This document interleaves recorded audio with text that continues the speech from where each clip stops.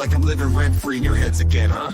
I mean, if you're gonna spend your days obsessing over me, you might as well start calling me something respectable. Maybe Daddy Shizzy, or better yet, Papa Nut. Who's the grown-up here? Alright, it's me.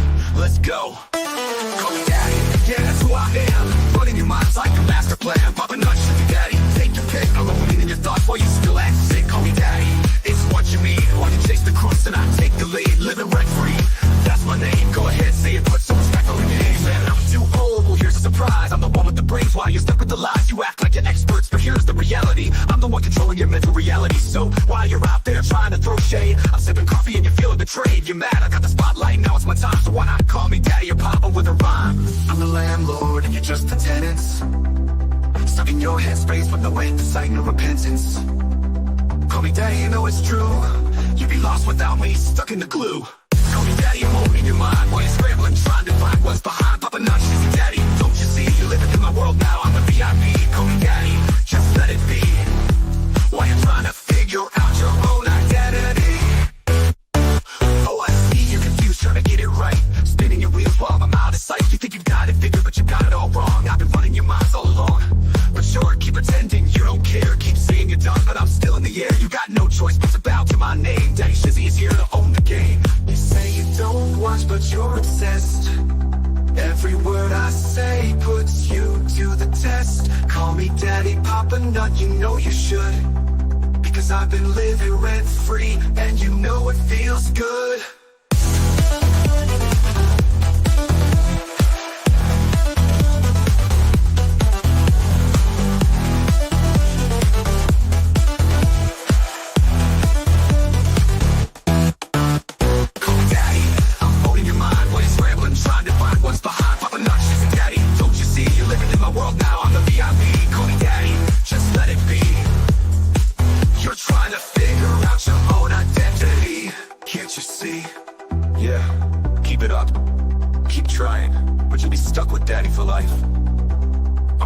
Shizzy Daddy, all in your headspace, and there's no escape.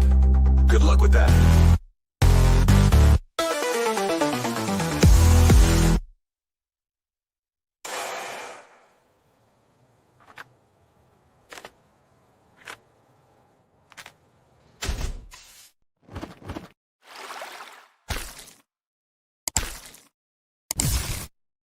Oh boy, have I got a fun one for you tonight. So, it occurred to me that we hadn't really looked at this bankruptcy attorney. And so I found, through a little bit of digging, found some pretty good information about him. And we're going to watch some of this. It's pretty enlightening. Let's put it that way. Whenever I say it's pretty enlightening, it's going to make you giggle a little bit, and I may have an open letter. This is one that I was looking for last night. And I couldn't quite find it, and it's because I had it in the wrong damn folder. And I was like, where did it go? And so I did a search for it today, and I found it. I was like, well, I wish I could have done that last night, but you never think about it at the time, but it's gonna be good. I've got some fun stuff planned for you tonight, because this one is going to be a live wire. Whenever you start watching it, you're going to go, oh. I mean, I watched this thing earlier, and I had my hands covering my eyes, just it's gonna be good. It's gonna be good. I can't wait for it. I will be lurking tonight while at work. You make my night go by quicker. Well, Mantra, that's all right. You're welcome to go by fast, go by slow, as long as the night goes by without any big issues. Hi, Shizzy and chat. We'll be back closer to time. Welcome. Hi, everybody. Mary Boyle, good to see you. Kathy, how you doing? I'm just me. Good to see you. I'm just me. And Vicky Oldham, how you doing? Robin, good to see you. Oh man, we got some Serrano. Yeah, for whatever reason, they've done all their crazy stuff with this. Bridget, good to see you. Mom to Boys, good to see you. Oh, Wicked Wench, I love that name. That's awesome. But yeah, this will be a really interesting. Welcome, early Tug Raiders, because it's this. Okay, so if you don't know who the name is, Ram Saran. Okay, that's the name to remember is Ram Saran. And whenever you start seeing the behavior, it's gonna make you go, oh, how is maybe not. YouTube is letting you gift memberships today. Well, thank you. Maybe not for the $10 super chat net. Maybe that's because everybody's already a member. That could be a possibility. It could be a possibility, or maybe they're just being difficult. Thank you so much. Maybe not.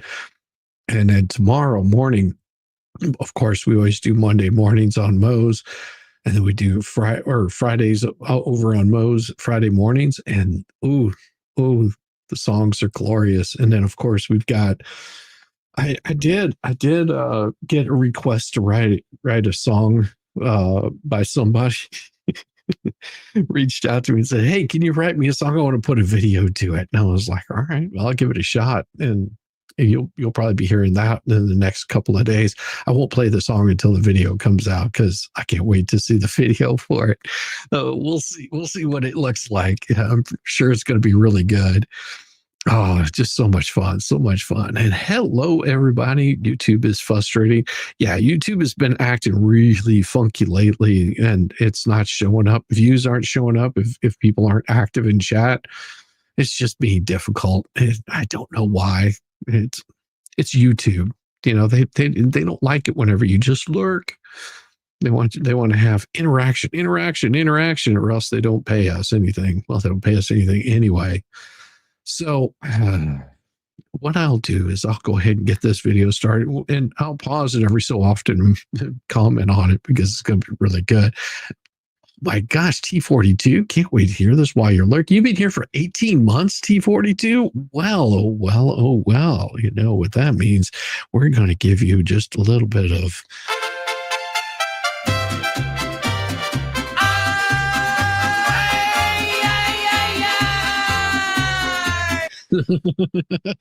That's for you. YouTube doesn't pay worth the crap anyways. Of course it does, and it hates me. But I'm used to it by now. Oh my gosh. Yeah, we had so much fun. T42. I saw your new ride. It's pretty so much fun. Angie sent me that picture. I just laughed. I was like, oh, that's pretty good. Shout out to all the fellow lurkers, most definitely fellow lurkers. All right, let's get this thing underway because this is about to get really interesting. And I will say, Judge Brownlee, pretty cute. Mm-hmm.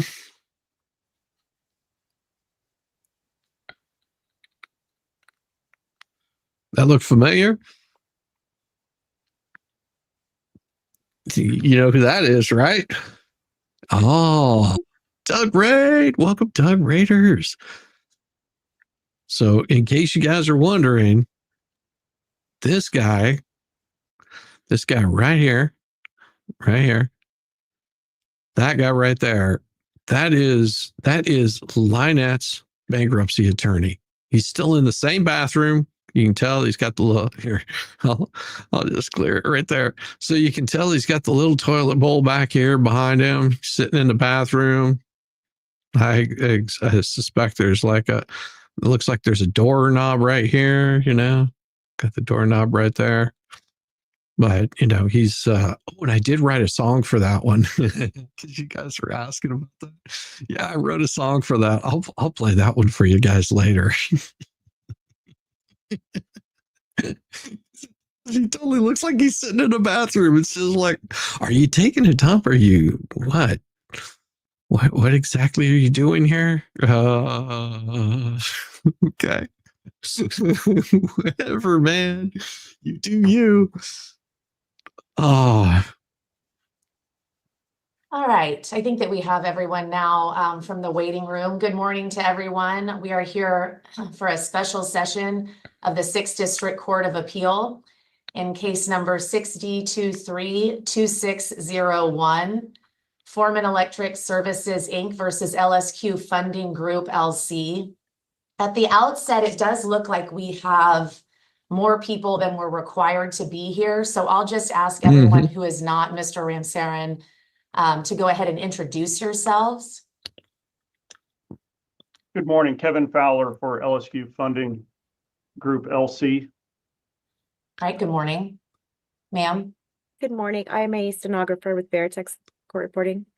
Okay, and just so everyone knows, we are being live streamed on YouTube this morning. I don't know who hired a court reporter.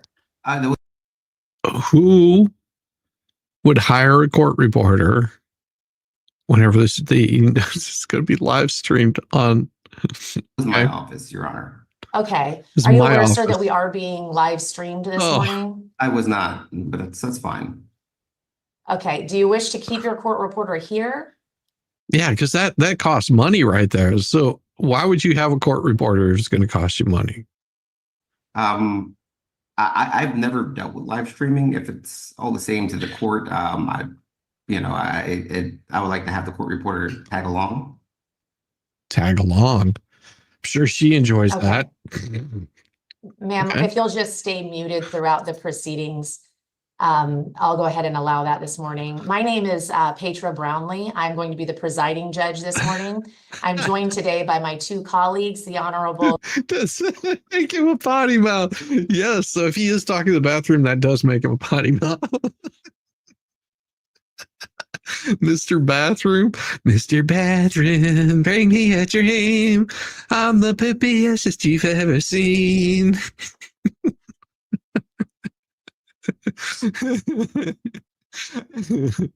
Oh, my back is hurting from fixing Betsy's car. I took a 50. Oh, I thought you were. I thought that was a 50 caliber. It's like a 50 caliber. Why would you take it? Why were you working on her car? Why was you taking 50 calibers? Good Lord Almighty. Hey, Rick. See it. Don't squeeze the chairman. It's your birthday today. Crafts with Nightingale. Happy birthday. Oh my gosh. We got something special for you. Let's give you a little bit of happy birthday there. Crafts with Nightingale. Happy birthday. Happy birthday To you. Happy birthday to you.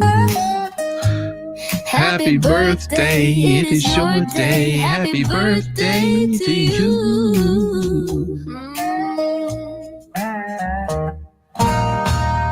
Yes. Congratulations. That's awesome. Man, oh man. Keith White and the Honorable Joshua Mize.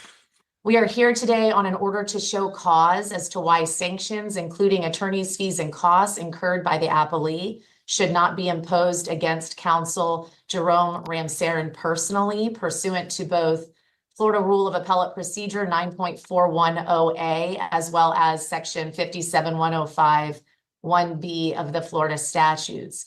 Sir, am I pronouncing your name correctly? You are, Your Honor. Okay. Yes. Ramsaran. Ramsaran. Okay, thank you for that. Let's see. So I will note at the outset that the appellant, Foreman Electric Services, Inc., previously filed a response to our show cause order, and we received that back in June. On Friday, we received both an amended response as well as a verified response from counsel. We have reviewed all of those documents. It's my understanding, sir, that through those documents, you wish to inform us that that original response that we believed, frankly, pursuant to language in the response, that it was. This was recorded 10/28/2024. Okay. So a year ago, 11 months ago.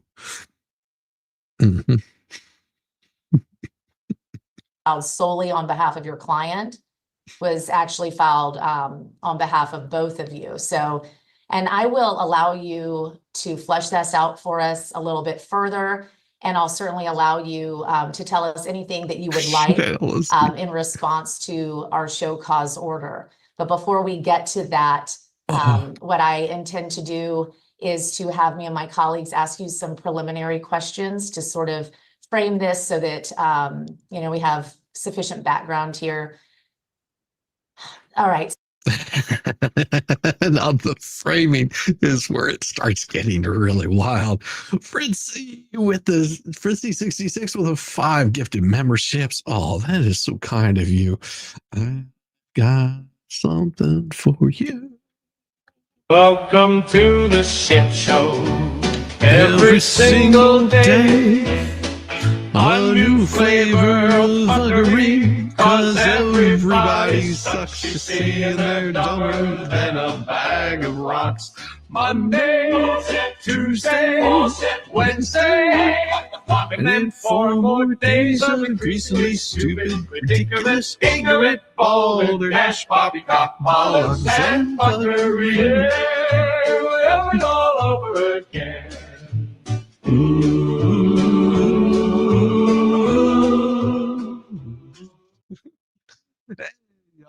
Oh yeah, I love that song. Hey, that's for Fritzy, and congratulations, all 5 members that just got those gifted memberships.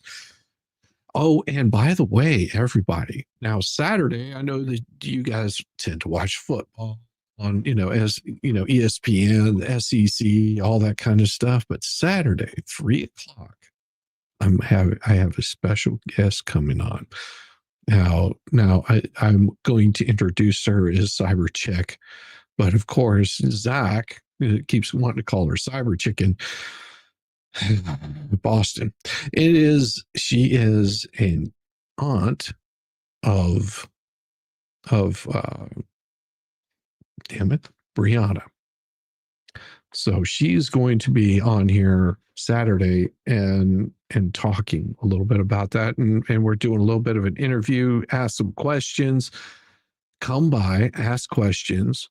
If you haven't know what that is, Brianna was part of the TFU, which is the Twin Flames universe.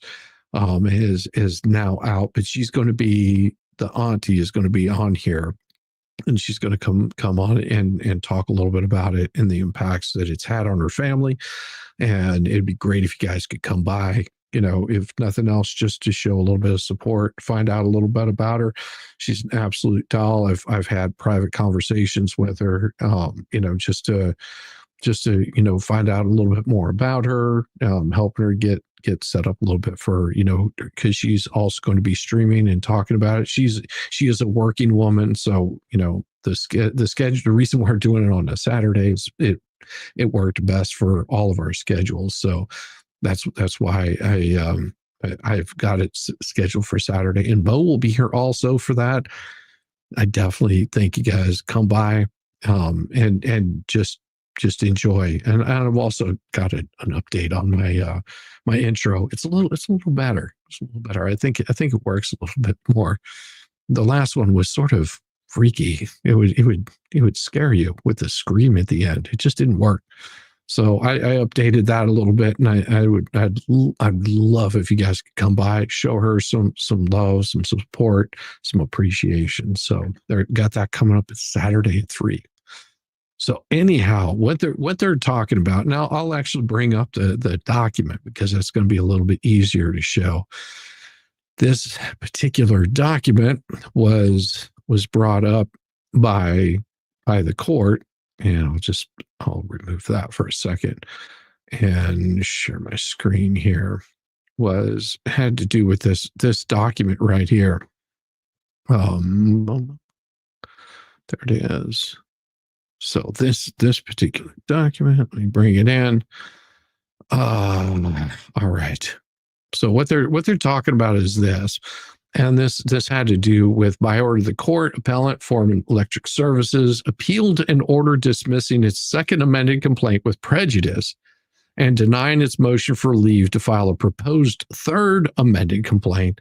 After appellant filed its initial brief and appendix, this court required it to file an amended initial brief and an amended appendix within 10 days. 21 days later, Appellant filed the required documents. Appellee then moved for attorney's fees and costs against appellant pursuant 57.105 Florida statutes. Appellee did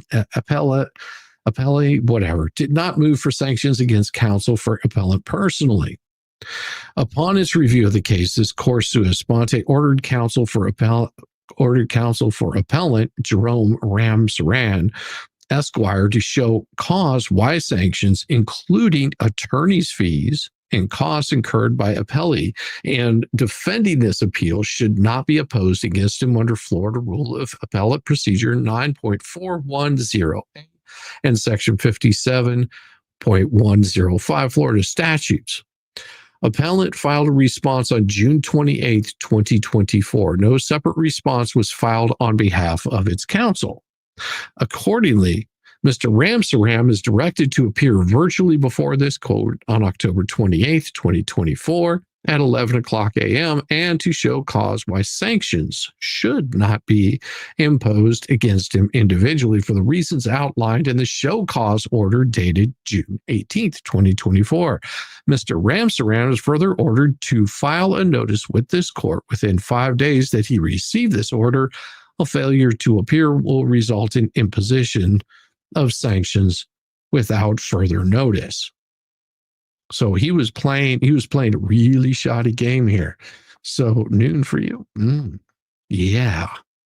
That's the game that he was playing. This is why he is here in this courtroom, because they asked him to do something. He didn't do it. He thought he was being slick. See, this is no different than the game that he played with Preston. So there's a little history of him not filing things timely, not filing things appropriately. Now you understand why Ducey has brought him in, because he decided to bring the smartest man in the room to come help him out. Yeah, as he's known to do. He's known to do this. He's always going for someone that's so bright, so smart. Rosalind Duke. Yeah, I've got something for you, Rosalind. I got something for you. I should send you an invite, and then, but yes, I should send you an invite. I think you'll get a kick out of it if she shows. I'll send it to her. Oh my God, I should totally do this. This would be so funny. Maybe I should ask Angie first. That's what I should do. Let me see. Let me see. What am I looking for? I'm completely discombobulated. I forgot you were coming back today, Rosalind. Totally forgot you were coming by today.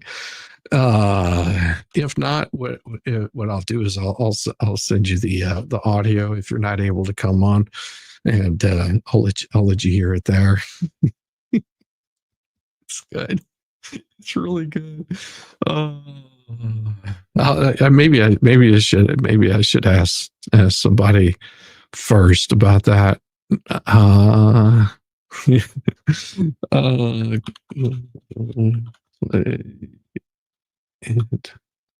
Hold on.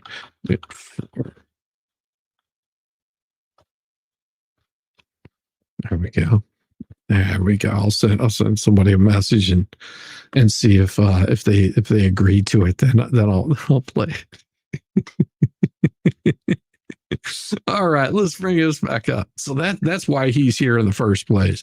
You just got home. If you're on for a bit, I'll hop on. Need snuggles to help a minute. Ooh, yeah. You can snuggle your puppies, snuggle them away, and bring them on whenever you want to.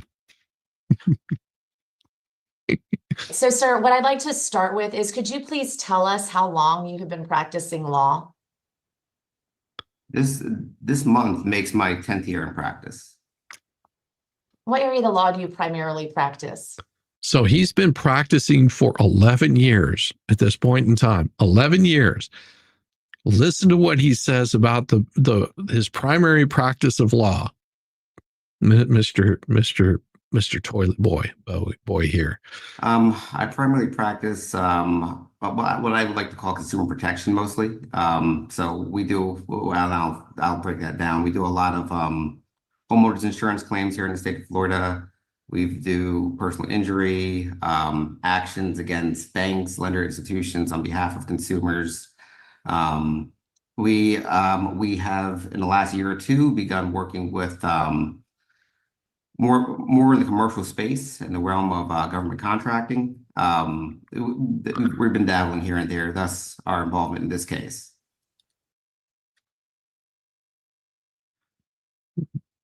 Where in the hell? Okay. I mean, I'm not the brightest cookie in the tool shed. Matter of fact, I'm probably about the worst one here, but nowhere in here does he talk about being a bankruptcy attorney. No, he never does. He never mentions at all doing any sort of bankruptcies. Doug, great, good to see you. Not a single one. That's what I'm saying. There's not even an inch, a sky. There's nothing about him that says he's doing any sort of bankruptcy at all. I'm just like, you would think that somebody that's been practicing bankruptcy, no, let's put it this way. The judges are not too impressed with him in the first place. They've got some serious questions here, and you know, it's not going to go well for him. It really is not going to go well for him because of the shenanigans that he's playing. And I'm telling you, the bullshit that he's doing is about to get him lit up, and his responses are absolutely hilarious. I mean, it is, oh boy, it is insane. Slow moving giants just lurking. It's a side gig. No promo for it, because when we screw up and know it, it will deny. Oh. Bruce Manskin. How you doing? Yeah. Here we go. Okay. And how many appeals throughout that practice have you handled? How many appeals? Maybe more than 10, less than 20. More than 10 appeals. More than 10. And for how long? How many years have you been practicing appellate law? I've probably been engaged in the appellate circuit. I mean, as far as filing appeals, I mean, I don't want to say anything incorrect, but I believe at least for the last 5 years, if not more. So get this, 5 years. That's a cut photo of Judge Mice.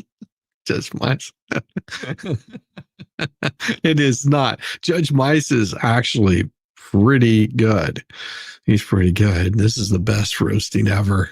Yes. This is so good. This is so good. Oh my gosh.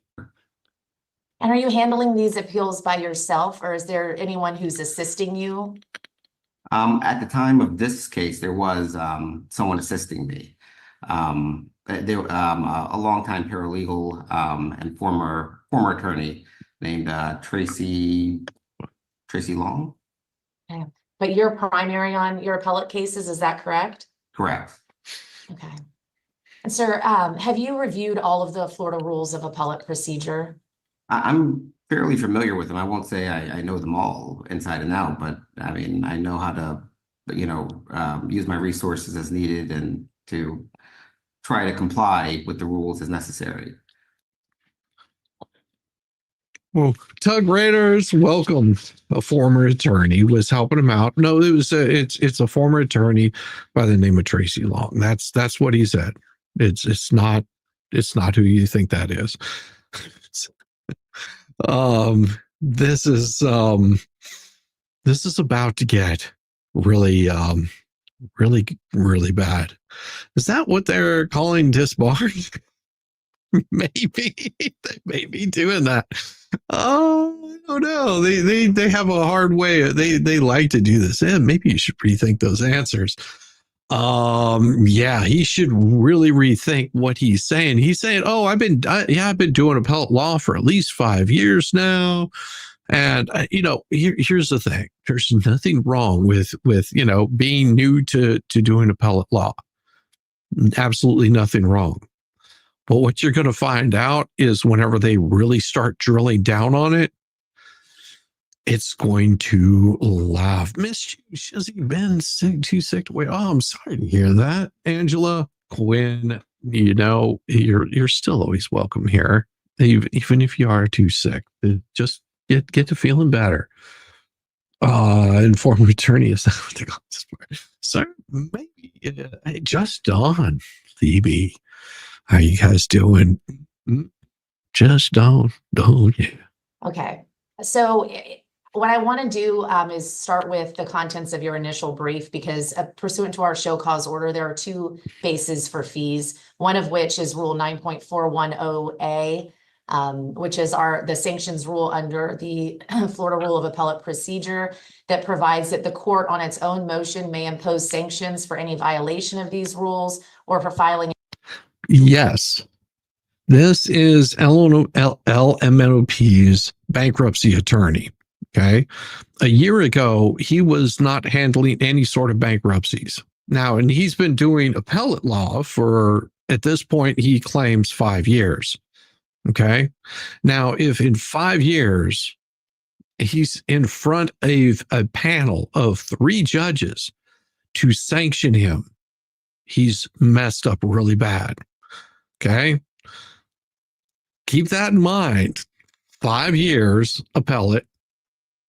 And he wasn't doing any sort of bankruptcy at that point in time, because you would think that if he's handling bankruptcy cases that he would be telling them. No, he's doing basically personal injury and starting to get to more of the corporate side of things.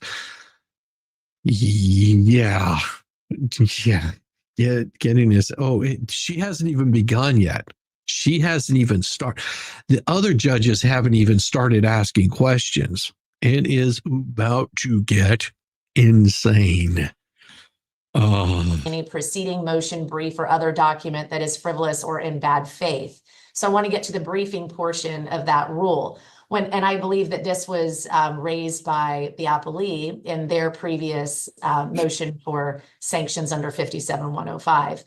When I look to the argument portion of your initial brief, what I find are a plethora of citations to sort of, I want to say boilerplate or well-settled rules of law that I don't believe either party contends aren't applicable here. But that's just a sort of broad rule. There's no argument with regard to any of those citations.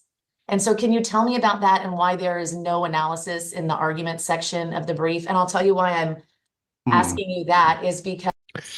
So what she just asked him, just to be straightforward, is just like, we got no problem with the citations that you were citing. They don't disagree with that.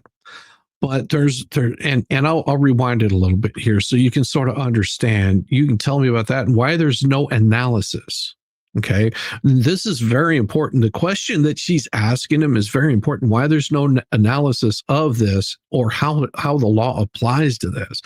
Like, it is the worst. It is the worst thing. Welcome, Tug Raiders. Yeah. Hit that thumbs up while you're in here. Make it feel good. And if you want to, you can always make it rain. And I still will keep my clothes on. I promise. This in the argument section of the brief. And I'll tell you why I'm asking you that is because under Rule 9.210B5 of the Florida Rules of Appellate Procedure, that rule requires an argument with regard to each issue that you intend to raise on appeal. So it says you have to bring up each argument that you're going to raise on appeal. Mr. Saran Wrap, what would you do here? Mr. Saran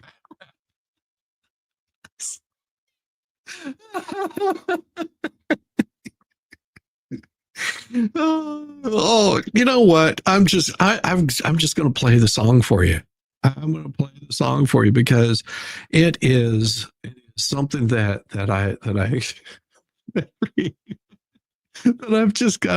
I've got to show it to you. It is so good. Let me find it right here. It's Leftovers from the B side, and I'm gonna do it. I'm doing it for you. All right, here it is. This is a song for Mr. Saran Wrap here.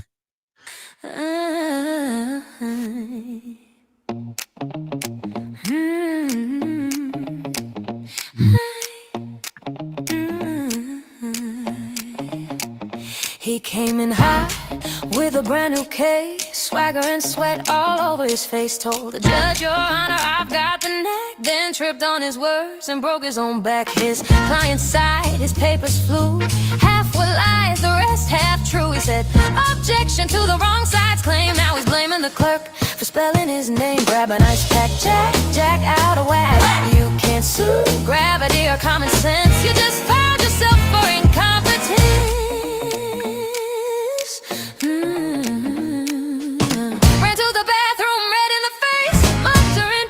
Such a disgrace. Sing dripping steady like a metronome. Crying motion denied all alone. Cold tile floor, no plan to stand. Ice pack sweating in a trembling hand. Phone keeps buzzing, the client's mad. Says you lost again, he says not bad. Grab an ice pad. You lost your case and your Cadillac. That brief you wrote was out of whack. Now you're weeping in the bathroom talking back. He said I'm a scholar, a man of law, but the mirror saw tears on the floor. A man with debt and no defense, blame and pay for his incompetence.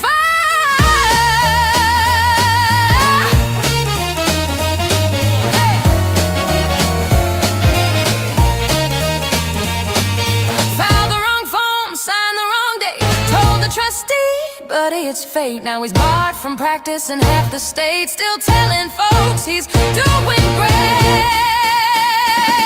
Grab an ice pack, cool that pride before it cracks. You're pleading pain with no appeal, and you sure can't fake what you can't feel. The courthouse closed, the lights went dim. Nobody stayed, not even him. To the sound of pipes and bathroom stall clash.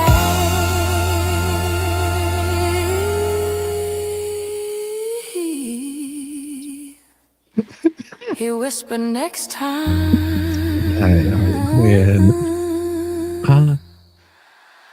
I'll read the facts.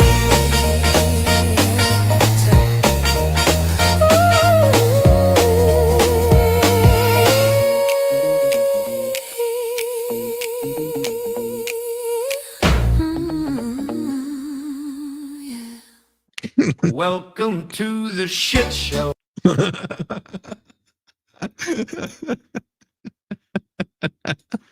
Yes, he deserves that. Oh, you wait. I've got one that I worked on for someone special. You'll love it whenever you hear it. I mean, it's gonna be good. It's gonna be good. Yeah. So you're gonna be raising this on appeal, okay? May I pull up the initial brief? Yes. Yeah, look at the initial brief. Give me a moment. Let me grab that.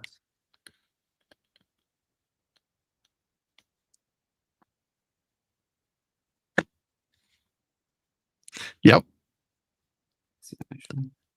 As they would be. Here, are you talking about the initial or the amended? The amended initial brief. Understood. Okay. So as I go through the brief, I know we have our statement of facts, and I'm looking for the section that you're specifically referring to. Yeah, she is too. That's why she's I'll asking tell you why about I'm saying this too, counsel. In addition to the rules, it strikes me that the appellee argued in their motion, which isn't before us today, but it's the same reaction, frankly, that I had when reviewing the brief is, how would the appellee know what arguments to respond to if you were simply setting forth well-settled points of law? I see, Your Honor, and I do believe we do flesh this out a little better in our responses to their motions for sanctions. But I do note that even within this, that we do take the position that, let's see, let me make sure I'm saying this correctly, that this is not law I'm looking at. I'm looking at this quickly, so bear with me. He can't even find it in his own filing. Counsel, I'm a little surprised that you say you didn't understand we'd be discussing your brief today when the order to show cause specifically said the hearing was about your brief.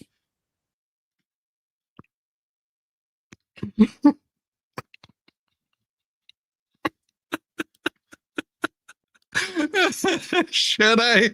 Oh, yes. Dunce.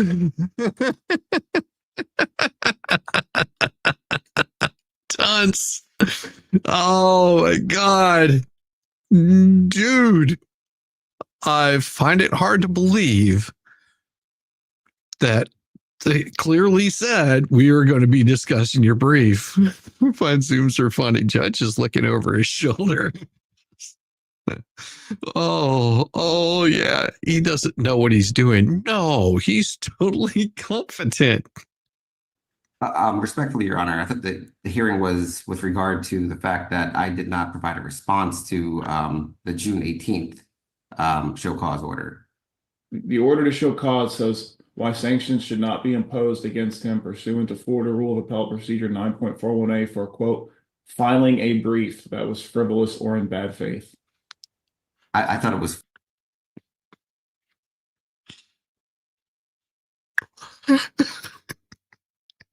He wore boxers, not briefs.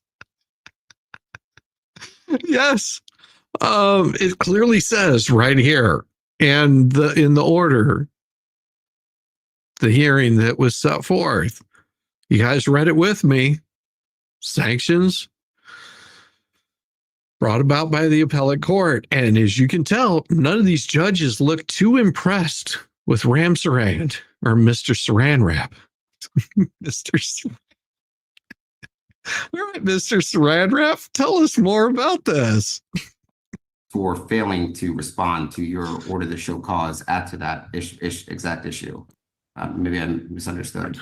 Oh, no, you misunderstood. And well, they had other issues with the bullshit that you did, and they're going to bring that up too.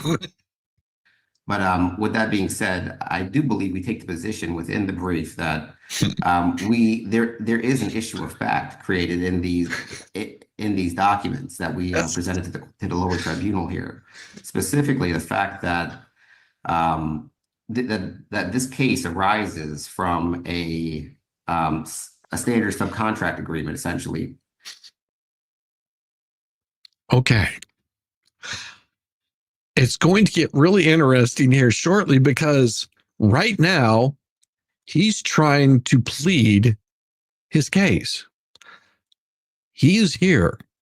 He is here not to plead his case. He's here to show cause why he shouldn't be sanctioned for filing a frivolous brief. That's why he's here. He's not here to plead his case at all. Not misunderstanding when you have no clue what you're doing. Yeah, the judge's faces, it gets better. Between our client and a third party named Haleron. Haleron ultimately sold its invoices or line items to another company, LSQ in this instance. And LSQ ultimately, we take the position that by virtue of that invoice purchase agreement and the language within that, and a subsequent action that LSQ, in which Haleron sued LSQ, and where an LSQ answered pursuant to its answers and affirmative defenses, that there is a cognizable and judicial issue of fact in this case. Using big words doesn't make you look smart unless you know what those big words mean. Just saying. He looks like he just had his wisdom teeth removed. Mr. Saran Wrap. case over whether or not we are a third party beneficiary to their invoice purchase agreement. Counsel, can you tell me two things? Number one, Yes. is that the answer in affirmative defense is filed in the other action in our record on appeal? Yes, Your Honor. It was Okay. made part of the record on appeal. Well, maybe not part of the record on appeal, but via the appendix. Why is that proper under the rule? Well, I don't want to say, again, Your Honor, I'm not certain. I believe it could be part of the record on appeal because it was part of our third amended, a motion for leave to file a third amended complaint, in which a lot of those allegations were put forward. But I do know for certain that they were put into the appendix. But would you agree with me? Is there some rule of appellate procedure in your mind that would allow you to insert items into an appendix to an amended initial brief that were not included in the record on appeal? Not that I know of, Your Honor, but I believe these were put into the record on appeal, or at least in the lower tribunal. That's what I'm trying to get clarification on. I Counsel, see. because- The only reason we would not, or we would file the appendix in a case like that, frankly, is if we put it into the record and the record on appeal didn't produce those items afterwards, which could have been the case as well. Meaning that those. Do you know your case? Okay, it could be in the case as well. Do you know your fucking case? Because apparently you don't even know what case you're working on right now. Oh my God. Tossing word salad. Items were not made part of the record, although they were filed in the lower tribunal. Oh, okay, well, would you agree with me that the rules of procedure in the appellate court require you to have documents that you're going to cite for purposes of the appeal in the record on appeal, not just filed in the lower tribunal? We don't. Oh my. You know what? I want to do this just to see if I can what kind of reaction I can get out of this, because I've got to do it. I've got to do it. It's going to be good. And there's a reason why I'm doing this. Just so you guys know, there's a complete and legitimate reason why I'm doing this. So I just want you guys to be ready for this. Okay. I want to show you something, and I hope that you get as much joy out of it as I do. Here we go.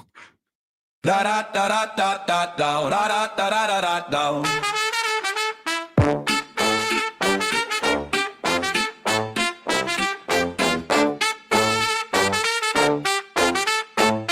Perfect from the jump, 2 lanes aligned. Crossroad with J-Mac, match tugs grind. San Francisco call with the headline spin. Tunsil twins buzzing and they bought it right in. For hours it was heavy, a day or two sore. Not weeks, not long, just a brief dull roll. What once felt bleak found a warmer shine. Sad to see them go, but it's perfectly fine. Goodbye Megan, goodbye Rosalind. Go make that show, will clap from afar where the bright lights flow. Her turn to breeze and the tailwinds blow. Goodbye to the co-host. Hello to the co-host. The bros, mass steady bright with a pear-shaped shine. Goodbye to the co-host. It's perfectly fine. Yeah, Meg, take the skyline, chase the breaking lead. Cut the fog clean with the camera speed. Oh, stick the byline, pair room with 2 rhyme. Turn rough noise, smooth with the careful line. We found our rhythm in the late night grind. Jokes hit quicker once they ache unwind. Maybe it's better that the river chose different banks for you, one bridge for the bro. Goodbye Megan, goodbye Rosalind. Go make that show, will clap from afar where the bright lights flow. Her turn to breeze and the tailwinds blow. Goodbye to the co-host. Hello to the co-host of the bros. Match steady bright with a pear-shaped shine. Goodbye to the co-host. It's perfectly fine. Not a fallout, just a change in rhyme. Different verses keeping perfect time. 2 pairs parted, 2 bros aligned. Tonsil twin headlines on the coastal line. We'll cheer you on while the credits climb. Love in the sand, oh, peace in the mind. God, I got goodbye Megan, goodbye Rosalind. Go make that show well clap from afar where the bright lights flow. Her turn to a breeze and the tailwinds blow. Goodbye to the co-host. Hello to the bros. Oh, no. When the night gets quiet and the stars align, there's a pair of seats if you swing back by. Goodbye to the co-host. It's perfectly fine.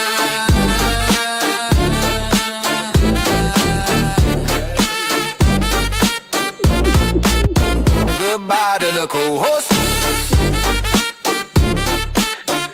Perfectly fine.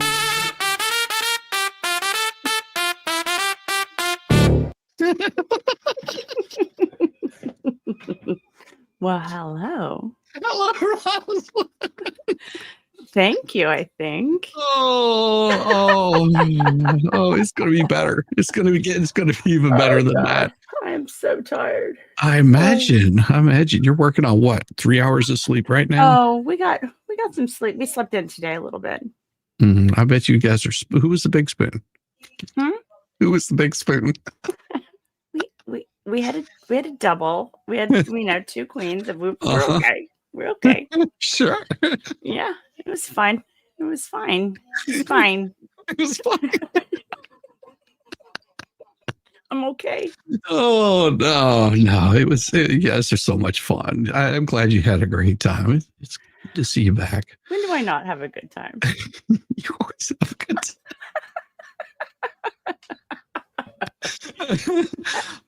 What happened? My good side? Oh my God, are we doing this right? No, this way I look like I'm looking at you and not looking at, this way.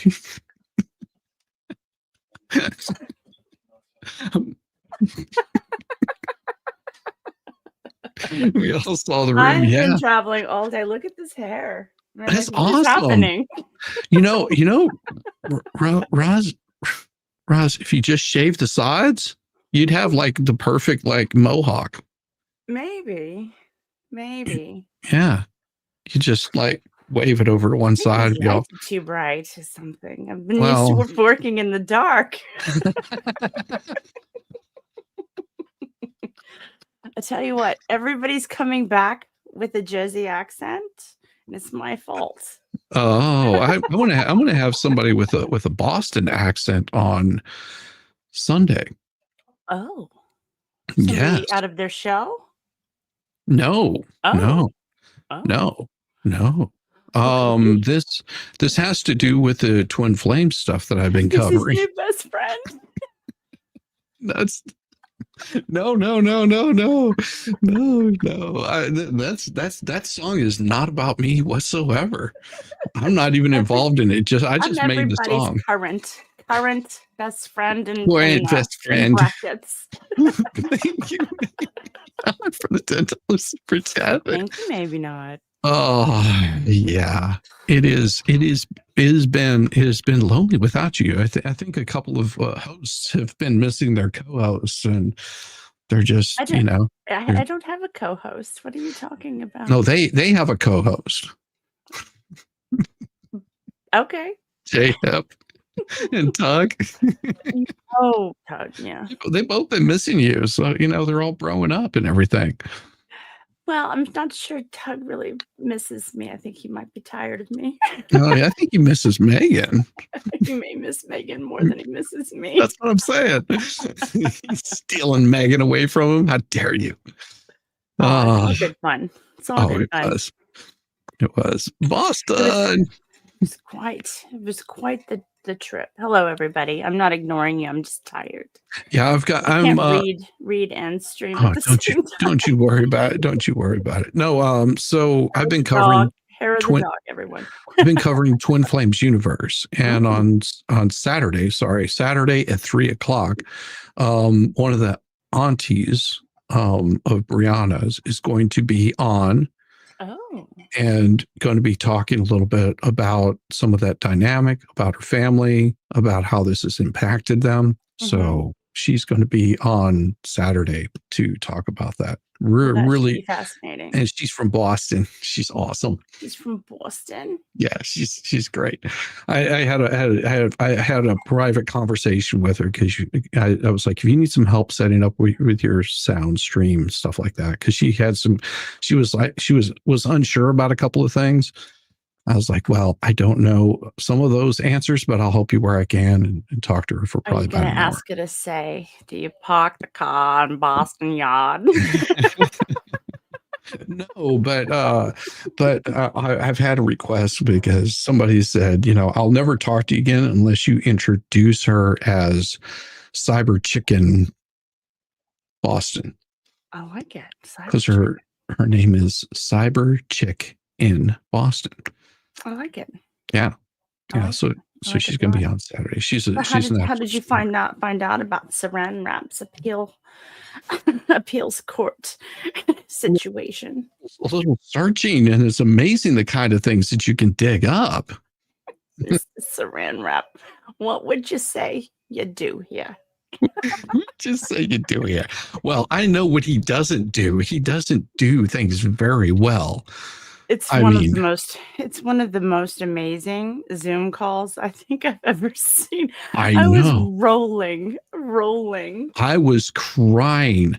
I was laughing so hard. I was like, and the judge's responses on this are the most awesomest that you've ever seen. And if at any point in time you have to bail out, I completely understand, Rose. You're absolutely fine. Yeah. No, there's Yes. a few I want to stay around for. So let's Okay. dig in. Let's dig in. This will be good. We don't have that before us. I guess this brings me back to the original point, which is if maybe there is something that would support an argument that you're now making about third-party beneficiaries. And I will say, Judge Brownlee, this isn't a flattering picture, but she is a hottie. I'm wondering It's not the best. what phrase. is See, that's It's a better. little It's better better. one. Yeah. Yeah. Somebody was saying it looks like he's got nuts in his mouth. And I was, and this way he always has nuts in his mouth. is So, happening can you with spare a the square? argument section of Yeah. this brief, such that this is raised in here and such that the appellee would have notice that that is your argument, that you're relying on the answer and affirmative defenses raised in the other action. And can you show me in this brief where the appellee would be put on notice of that, and not simply, I mean, I know that that was a part of your argument in response to the show cause order. That's separate in my mind because that's Understood. far later. Understood. Is it? Do you? Do you really understand? Do you? Because this judge is going to help explain it. Paragraphs 8, 9, 10, 11 What document? of the amended initial brief. 8, 9, 10, 11, 12, What page are you on, counsel? 4, 3 and 4. Okay, sorry, this is just about the argument section. Oh.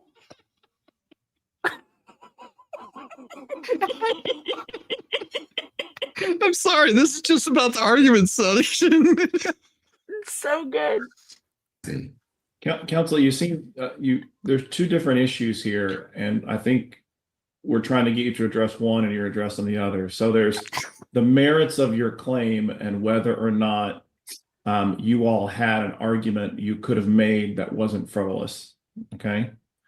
Oh. Was there an argument you could have made that wasn't frivolous? First question. Then separate from the merits, there's you complying with your obligations as appellant's counsel to put those arguments into a brief.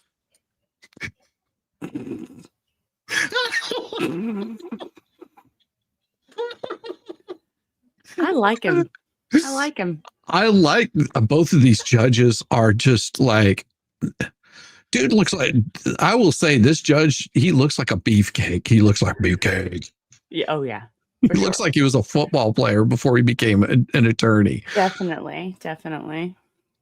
So before we get to the kind of merits of whether or not you could have had a claim, right, and whether or not the trial Could court have. did in fact err, you had some basis to dispute that.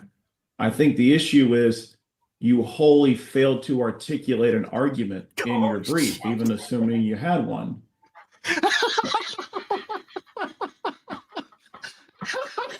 It's solid gold. I'm telling you, guys. You don't run away. You it's just gonna get better from here. I swear to God, it just gets better. Let's get better. Wow, Rosalind, you were so stunning. I've never seen you so up close before until the last 3 days. Sorry, girls, gotta let gorgeous girl know. She is absolutely gorgeous. That's so sweet. I've met Rosalind in person, and she is absolutely gorgeous. You should see me after I haven't been traveling for like 8 hours. I'm just kidding. No, I'm always a little haggard. Yeah, my wife calls me from the road because she's traveling today, and she goes, is there a place, she goes, what do I do? My tire's flat. I was like, well, can you put air in it? I was like, where are you at? She's like, I'm at a gas station. I was like, well, do they have an air pump? She goes, yeah, I mean, I'll look. And then she looks over and she goes, oh, there's a place that'll change out tires right over across the street. I was like, okay. I said, so don't drive it over there, walk over there, right, and they'll take care of you however they need to. And so she went over there, and apparently she hit some road debris or some construction debris or something like that, and it blew out her tire. Oh no. So it wasn't just flat. She was fine. I mean, she just blew out her tires. It probably, road debris hit her tire. I was like, well, that really sucks because those are practically new tires. So, but she got to her destination safe, and it's just messed up. But yeah, this guy, you wholly failed to articulate your argument in your brief, even assuming you had one. Yeah, I'll stop. There's just no argument at all. The argument section that you have labeled argument is just kind of a cut and paste from various rules and cases with no explanation whatsoever how any of those authorities make an argument, why the trial court would have erred according to those authorities. There was just no serious attempt to meet your appellate burden.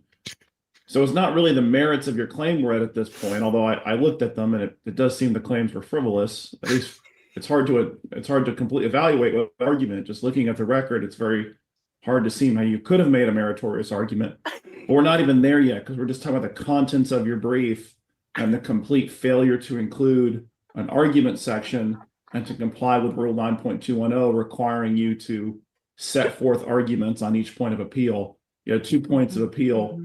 There was no argument section. There was nothing in your argument section to support or put forth an argument on those 2 points of appeal. Do you see the distinction I'm making?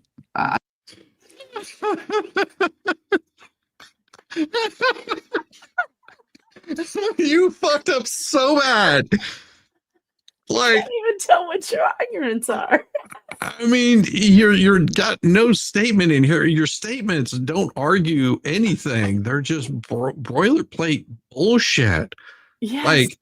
Like lazy work. It's something like I would file. This is why whenever my wife just says, I need you to write me something up, and I hand it to her, she reads it over. She actually looks at it and goes, yeah, this isn't going to work. And she goes in and changes all the wording on it. Judge Speak for, are you retarded? Levy? Yeah, that is Judge Speak for, are you stupid? Yes. You know what? You know what he needs? You know what he needs? He needs a star-spangled helmet. That's what he needs. He does. Let's just draw that on. Let's just draw that on there. Chat, don't look at us. Watch his eyes. Watch his eyes when they talk to him. It's so funny. He's got his helmet on right there. Let's put the little strap on. There we go. That's what she said. Got the little. Damn it, Russ. I do, Your Honor. I see it's more, I guess, substantive as to what's in the brief itself. Is he in the bathroom again? Yeah. He's always in the bathroom. You heard my song about him, right? Yes. Yes. Yeah, he was Sir. in the bathroom. Sir, can I'll you tell you, I spare a did- square? Yeah. In terms of the order to show cause, I did just look again, and the you had the order to show cause explicitly said this was about your brief, and the hearing order that we entered setting this hearing said this is why the hearing is about why sanctions should not be entered for the reasons stated in the show cause order. So everything you were put on notice of today explicitly said Look at the Kevin's brief. face. Understood, Your Honor. I mistook that. I thought the court was upset with me for not directly responding to the June 18th order. Oh no, they haven't gotten to that yet. No, no, no, To that yet. no.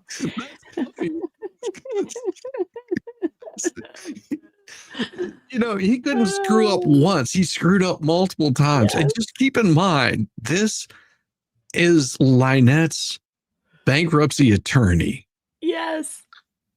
Mr. Saran Wrap. Yes, Mr. Saran Wrap Esquire. Mr. Saran Wrap Esquire. He's just tootling around over here in his toilet. He's got to pinch one out after he's done because the judge is going to ream him so hard for you pretty soon. Oh no. Just saying. Just saying. He's going to get up in that thing. He's going to tear it apart. Oh no. My face is hurting already. Not as bad as his is. Oh, he's panicking. Oh, look at his face. Sir, ChatGPT isn't going to give you a good answer to this. No, no. You might want to stop typing into it and asking it stupid questions. Yes, yes, Squid. That's why his paperwork is filled out so shitty. See, do you know what a brief is? Haynes, Your Honor? No, Calvin Klein. Final answer. Guys. All I can offer the court is this: that the case law that we cite goes to the arguments that were made, and albeit they were not made in the argument section, they were made in an earlier section, but they go to the heart of those We're just going to arguments put it that wherever we I want. referenced earlier. But you didn't put it where it's supposed to be. There's a reason. There's a reason. If you read the federal rules of civil procedure, you read the appellate rules of filing, these are things that as an attorney you're supposed to do. How many cases have you filed? Oh, I've done like more than 10, less than 20. Okay. But wait, it gets better. Oh, it does get better. Mm-hmm. Let's see here. On page. Okay. Yes, Denise. Yes, Denise, he is. Yes, he hasn't read it before. Yes. Yes. Yes, Kevin. It's the guy without electronic filing privilege. Mm-hmm. You still can't find the post office either. Wait, you'll find out.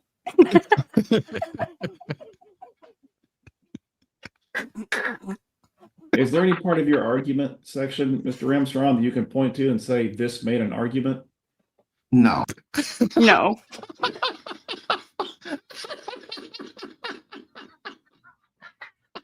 Sorry.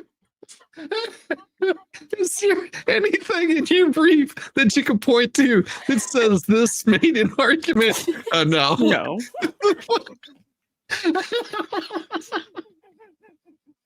What a clown. Oh, God. I like him. The argument section recites certain case law. So do you agree your argument section included no argument of any kind? Yes. I mean, except for page 17 where we give a summary of the argument.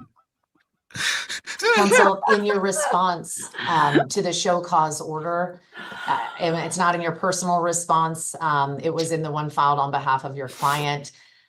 You argue that sanctions would be inappropriate because you have a valid argument for the extension of the law, and in such a case, sanctions under 57-105 would be inappropriate. Mhm. Is there somewhere in this brief Mhm. where you ask us to extend the state of the law to incorporate your facts?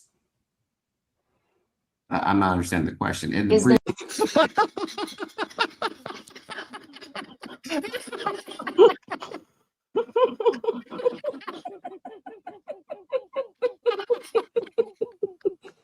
This is art. This is pure art right Oh here. my God. It's art. Oh. Oh. You can't make this shit up. Oh. And this is the guy that Bubbles went out and hired. Yes. Way to pick up dumbass. He's smarter than you. Amazing. He's I smarter.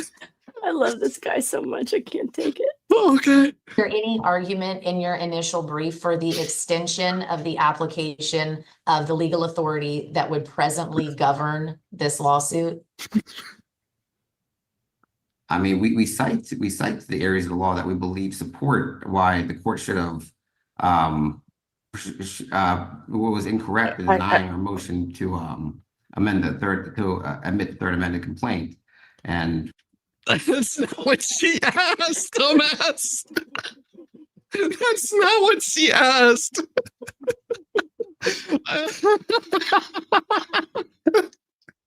And he was so confused. He was just like, I mean, we cited a law and things. I put some words in there. Put some words in there, and they're out the law to something somewhere. Just not this. Where did they find this guy? Oh, Where did they find him? Seriously. well, Oh. you know, he does personal injury. He's Self-inflicted? What are we doing here? it is self-inflicted. Oh, they pulled him from the idiocracy. I can't with this guy. why they were incorrect as to dismissing the action with prejudice. I mean, I believe those recitations stand for that proposition. Let me see. Which part of the argument section did you explain why the trial court erred in dismissing the second amendment complaint or denying leave to file the third amendment complaint? That would have been in the earlier section where we recite kind of the history of the case. In the argument section. So not in the argument section. I just put him wherever I wanted. to be honest. Just put him in there and it was hoping that something would stick. This is gold. This is just solid gold. You had a statement of case and facts that says the trial court dismissed it, He's panicking now. and then you have an argument section that says nothing or doesn't contain any argument. Yeah, I think So we kind of which- what about apologies, sorry. Which part of the brief would you say explained or provided some type of argument as to why the trial court erred? Gets I better. would say the section that comes before the summary of the argument. We kind of put our arguments within that area and in response to the facts as we put them forth. We Yes. kinda- Yeah. We just put them where we thought they fit. We wanted to get it all out there as quickly as possible. Yes. Because we didn't think you'd read past like the first page. So we put them all on the first page. And then we just like threw a bunch of other filler stuff towards the end. Because who really reads past the first page? Nobody reads No. the whole thing. Oh, my Argument page. Right. Oh Take no. position at that stage. Counsel, is it your understanding of the Florida Rules of Appellate Procedure that you are permitted to make argument in the factual background section of your initial brief? Oh, well, I mean, I do that in my personal injury.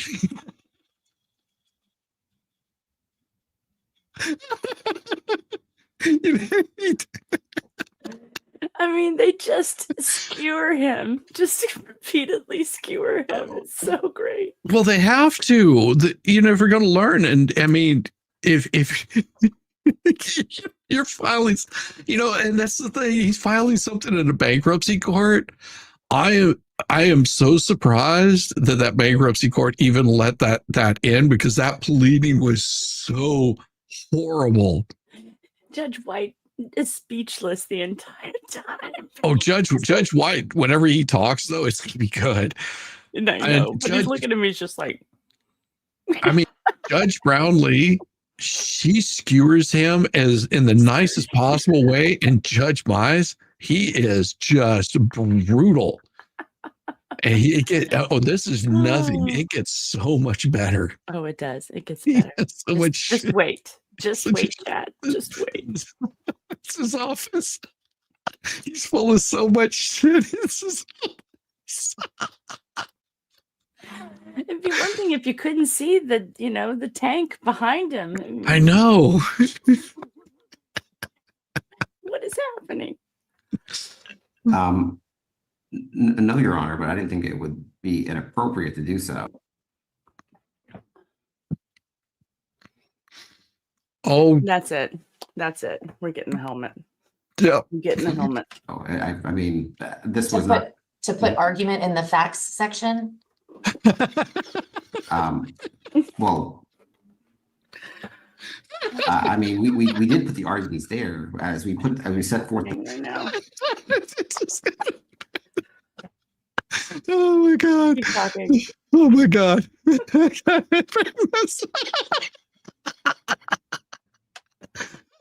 Say more words, Mr. Saran Say Wrap. more Saran Wrap. Facts, we stated our position on those facts, and I believe that what follows supports those positions. Huh? No, it doesn't. It Uh-huh. gets better. It gets better. Counsel, Oh, it gets do you better. agree that the trial court's order comes to us with a presumption of correctness? Ooh. What? Yes, Your Honor, I never thought about it, but yes.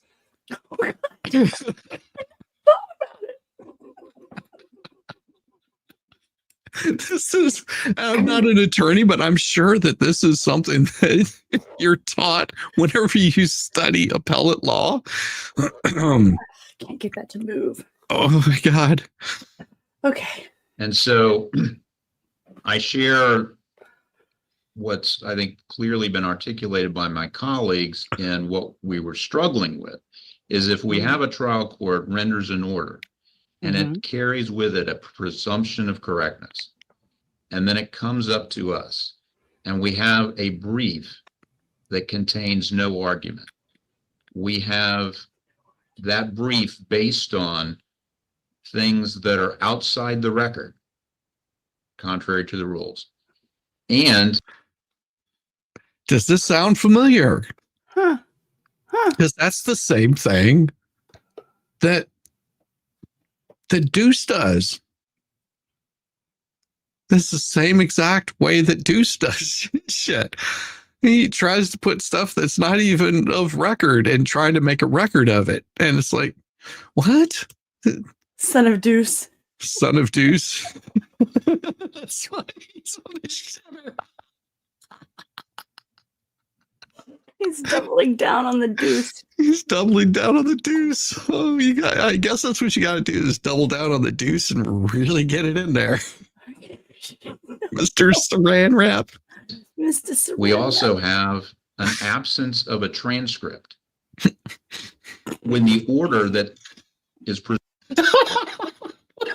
What? Have an absence of a transcript. What? Oh, I Sir, I missed. brought a court reporter with me. I brought my own court reporter. So I would have a transcript. I can hand you that. presumably correct specifically says, for the reason stated on the record, Oh, Oh. it Understood, was Your Honor. dismissed. Mm-hmm. So If explain I to me how that, all of that taken together, would be a good faith appeal. In this case, Your Honor, the lower tribunal did not articulate reasons. We say that within the recitation of facts section. Did not give. but they did. But they did. But they did give facts because they said, as stated on the record. They did. They Ah, totally did. oh God, this guy's an Okay. idiot. Really hot in there. Reasons were His fine. order says that, but his order says that he stated it at the hearing. Oh,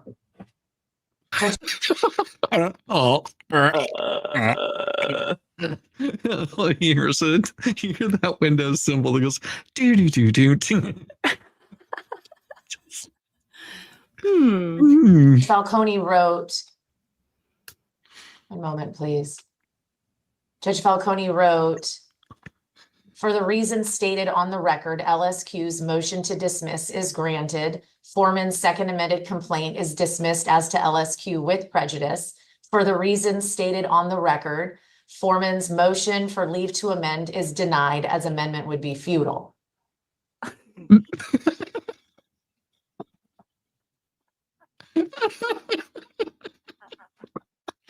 mean, she's just gonna stick it in and break it off.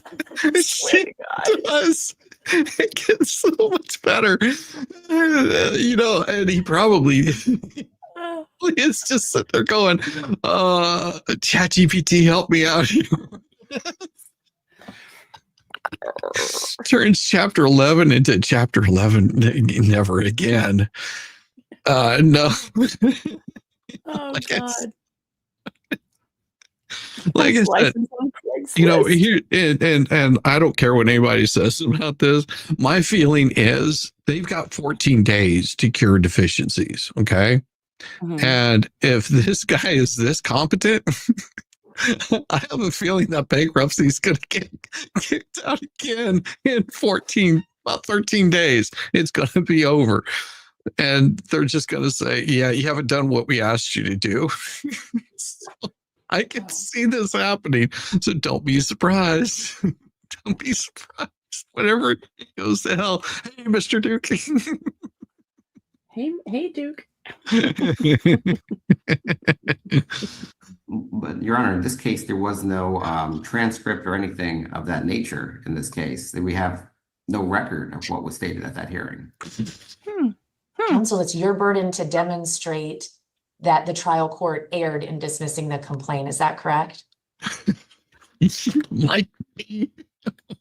Welcome, Teresa Bouchard. 9.90. Good to see ya. Patricia Patrick Levy says another proud graduate of the Levy County Community College School of Law and Confusion. See, that's the thing. Some of these attorneys are so used to dealing with having their little discussions with other lawyers and getting their, oh, you're doing such a great job. They just never find out until they're in front of a judge. That's like you realize there's a reason why these people are judges. It's because they probably know what they're doing. We do hope that they know what they're doing. They understand the rules. You might want to go back to practicing for crash test dummies, because they seem to be smarter than anything that you've done here. Is that a trick question, Judge Brownlee? Yes. Okay, so I think this goes back to Judge White's question, which I interrupted when you stated that the trial judge did something to the effect of he did not put something on the record, or he did not state it at the hearing. Let's call it stated at the hearing. There doesn't seem to be a record. Well, my only point was that the order did not include the findings from that hearing. Or did not include the reasons. So you're saying he did state it at the hearing orally, but it did not put it in the written order?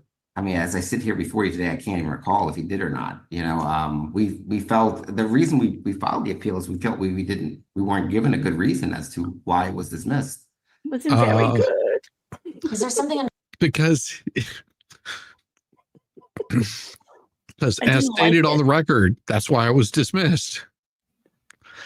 And it says right there in the record, had you gone and looked, you know, done your homework, you could have probably argued, like, yeah, there's certain things that are appealable. Okay. Now, the thing is you don't. Not everything do you want to appeal for this reason. Okay. Right. Whenever you get something that comes in, for example, you imagine, and let's just put it out here like this. Okay. Imagine had the judge Grudge ruled in favor of Lynette Preston, he would have gone on through. They would have found, Jeremy needed to have a protection order against him.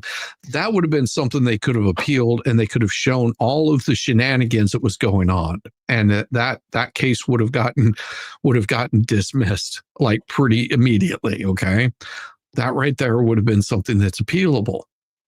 Now, if you go in and you plead guilty for like deleting somebody and there's video evidence of it, that may not be something that you want to appeal to have them overturn the murder conviction. But you might say, hey, I think the punishment was too harsh. You could go in and plead that. They're just saying this judge got it wrong, but the judge states it, and then they file this frivolous thing and then do it horribly. I mean, I can't wait to see this bankruptcy hearing. This is going to be so much fun. It's like, what the hell? Under Florida law that requires the trial court in this sort of action, given the claims that were raised in this particular case, to make affirmative findings when dismissing the case with prejudice? I was under the impression that the trial court has that responsibility when a final judgment. Based on what authority were you under that impression? As I sit here before you, I don't know it. Wouldn't that have been something important to determine before you filed an appeal? Respectfully, I didn't know that this was going to be an issue in this regard. You thought you were going to get away with it. You thought you were going to get away with it. He thought he was going to get away with it. He's a dumbass. I didn't think you'd notice that. I thought I could slip it in there. You guys are sharp. Damn it. I can't get nothing past you. You want to play some 3-card body? Mr. Fowler. Oh God! You just said that you thought the trial court erred by not putting written findings in an order, and then I asked you from where, and you said, "I don't know." So if you're filing an appeal thinking that the trial court erred based on not including written findings in an order, isn't that something you should look into and determine you're right about, or have some legal basis to think before filing an appeal and having us spend resources on it, the opposing party spend resources on it, that could have been spent on a meritorious appeal? You're right. I'm not trying to be difficult. I don't think I'm understanding the. I think there's a lot you're not understanding, sir. Because I understood that perfectly. What he said is, don't you think you could have found a meritorious reason to file this appeal? Right.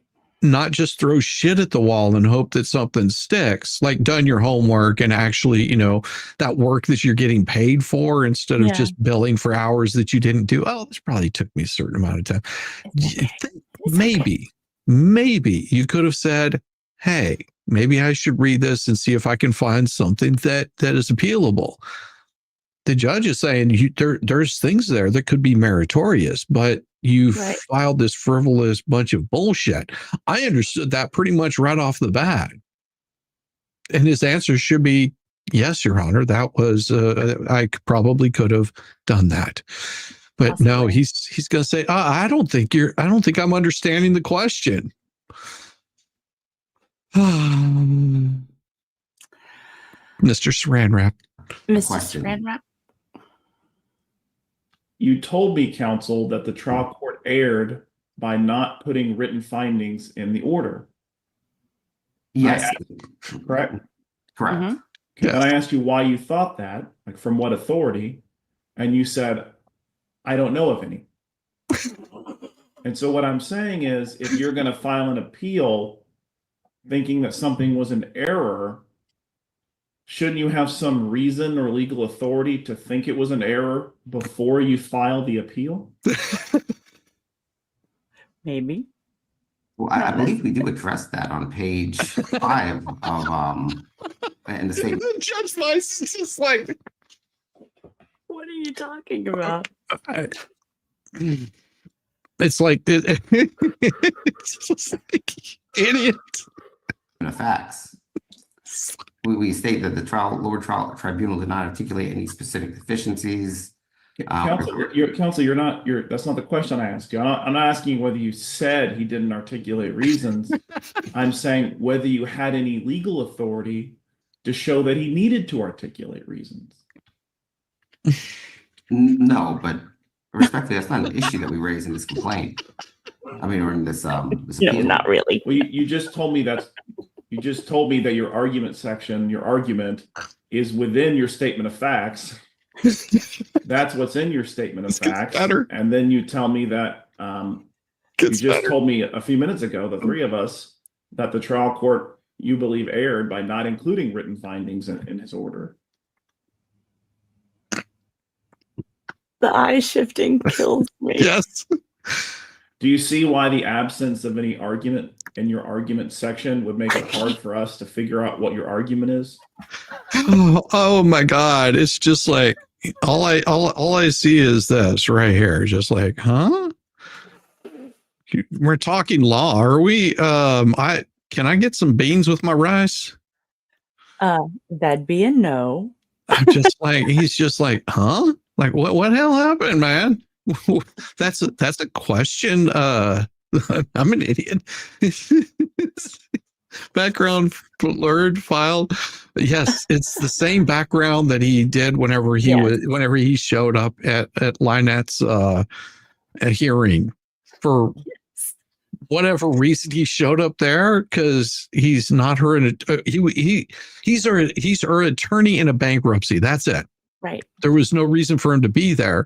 And it's a bankruptcy that he totally screwed up. And he'll probably screw up again. Just looking at the way that he's operating. I hear they're hiring at Cracker Jack, because that's where you got your license from. I'm starting to see. Oh, now you are. The struggle you guys have had with this. Starting to see the struggle you're having Counsel, with this. They didn't have a struggle. You had a struggle, sir. You struggled through law school, I'm assuming. Just cut off the struggle bus. I'm going to get back to a question I asked before that wasn't clear. In your response to the show cause order, my understanding from reviewing the response, and it's the latest response, is that 57105 sanctions would be inappropriate in this case because, quote, the appellant believed it was asserting a good faith argument for the extension of existing law based on such cases, and then you quote cases. He's saying I should get sanctioned because of cases, and he cites cases. Yes. Okay. And it just, this goes through this the whole time, him doing this. Mm-hmm. I'm about to pee myself because I'm laughing so hard internally because I know what's coming, and I'm just gonna let it play. So is there somewhere in this brief, and maybe for some reason it would be in this fact section, but is there somewhere in this brief where you could tell me that there is a good faith argument made for the extension of existing law? Yes, within the argument section, which you guys say is a recitation of law. Let me pull it up. Counsel, if you think there's some part of your argument section that is not just copying and pasting various, items of law, please point it out to us, because we're not characterizing it that way. That's in fact what it is. That's not our interpretation. That's exactly what it is. There's not a word of argument in the argument section. there is just copying and pasting from various rules and cases with no explanation of any kind how any of those authorities apply to this case or demonstrate that the trial court committed error under the facts of this case. Dumbass.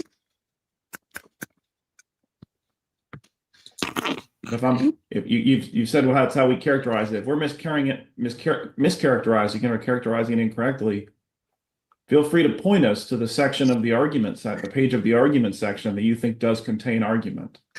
I'm looking right now. I mean, I just pulled it up, page 23. Refusal to allow an amendment is abuse of the trial court's discretion unless it clearly appears that allowing such amendment will prejudice the opposing party. The privilege to amend has been abused, or amendment will be futile. Okay, so copying and pasting authority, we got that. Which Yes, part but of that- again, that relates to Yes, earlier arguments made but again. in the brief. Not necessarily within that quote unquote argument section, but relates back to other sections You know, where we take the position that we should have been allowed to amend. yeah. But there's nowhere, it strikes me that there's nowhere in the brief where it says why you should get an opportunity to amend. For example, Judge Falcone erred in finding X, Y, and Z, and then walking through the factors that lean toward permitting a party to amend. There's no moment where you say why he erred. Maybe he got futility wrong.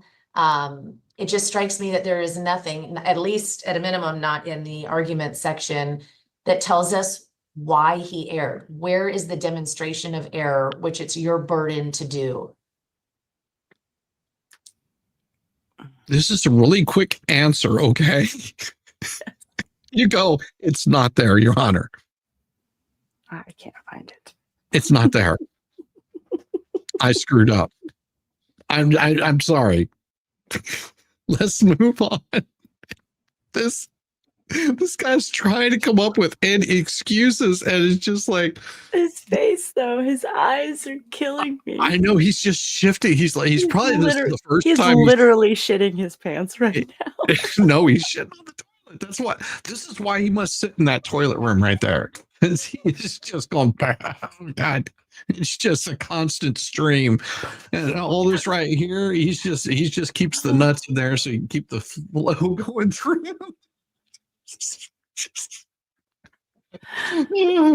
Glorious. Oh my God. No, Judge Weiss is pissed right now. And I'm telling you, these judges right now are not wanting to laugh. I think she's about the only one that's about to laugh. The rest of them, Poor they Kevin. are very pissed off right now because they're wasting this Their time. one person is wasting their time Exactly. because they're reading through it and that wastes their time. Plus they have to have a hearing. That wastes more time. You Yes. think they're going to be gentle? No.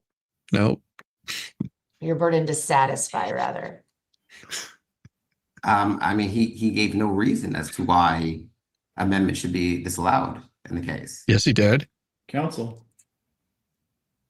I get it. There's a place in your statement of facts where you say he didn't give a reason. Okay. Mhm. But in order for that to constitute an argument, we would need some kind of match between a statement of facts and law, and then applying that law to facts, right? That's how arguments work. So for instance, there's nothing in your argument section giving us any law saying he needed to give facts. And then saying, hey, look, in my statement of facts section, I pointed out that he didn't give those, and that's what the order says. It's missing those facts. Here's the law that says he was required to give those findings or reasons. Therefore, he erred. Do you see how that kind of thing is totally missing? Absolutely. And yes, we don't have that cadence of an argument, but I believe those pieces are there. It just, Is there a piece? No. Well, we don't have that cadence. They're just in the wrong section. Yeah, we sort of work at our own speed here. I know that all my tires are flat, but we'll get there eventually. It's just looks like a kid caught red-handed. Oh yeah. And he's struggling. I think he's just reading this document for the first time, hoping there's something in there that he can point to that keeps him I'm out of trouble. Thank you so much for the $2 super chat. Piece where you give us some authority for the proposition that he needed to state findings in his written order. Let me pull back up number 20, page 23. I thought I saw something there. I thought I saw something No, there. there's not, because he doesn't. There, please be there. That's not a thing. Well, It's not a thing. We cite All judges ruling on a motion to dismiss are not required to make written findings in their order. You won't find that because it doesn't exist in the state of Florida. That's not a thing we do here. Oh, Well, I understand, but there's a case we cite to Carrila v. John D. and Catherine T. MacArthur. Ordinarily, dismissal with prejudice should not be ordered without giving the plaintiff an opportunity to amend defective pleading unless it's apparent that the pleading cannot be amended to state a cause of action. No such finding was made that this He was. found it was futile, counsel. He made an express finding of futility, Judge Falcone did, in his written order dismissing the operative pleading. But it's exactly what we're arguing against. We're arguing that this is not futile. Maybe he just misunderstood our cause of action. okay. Here's the thing. And he doesn't realize he's here on a sanctions hearing. He's Right. here thinking that he's pleading in front of the appellate court Appellate, right. because he's trying to plead his case. And they're not going to let him get away with it. Judge White's about to just kick him in the nuts twice. What we were trying to do. But how Judge do we White, did you wanna say something? how do we know he misunderstood it when he referenced, and Judge Mize is correct, he doesn't have to make written findings in the order. He says, which is presumably correct because it's in his written order, he says, I gave my reasons. You're not suggesting that in the absence of a transcript that you satisfy your burden just by saying that a judge actually did not state No, reasons on the record? Not at all. No, Kicks not to at the all. nut. We're just saying, our only position is that I mean, yes, he made the finding that it was deficient, but our position is that it's not, and therefore that's why we were trying to amend the complaint. But we defense. believe Yeah. the amended complaint we put before the court satisfied those deficiencies. Counsel, let me ask you about, I'm a little puzzled about your filing, this amended response that Judge Brownlee referred to, that you filed on the 25th Oh, of boy. this month, Here it comes. amending your prior response. And it starts out, it says appellant, foreman, electric services, and undersigned counsel. That was one of your amendments because, as had been pointed out, it Sorry, I know it's coming. didn't appear to us that you would have filed it on your own behalf in addition to your client. So you corrected that. And then, but on the last page, however, your signature line, it says underneath your signature block, attorney for appellant, contractor litigation financing LLC. I probably copy pasted that signature block. Apologies.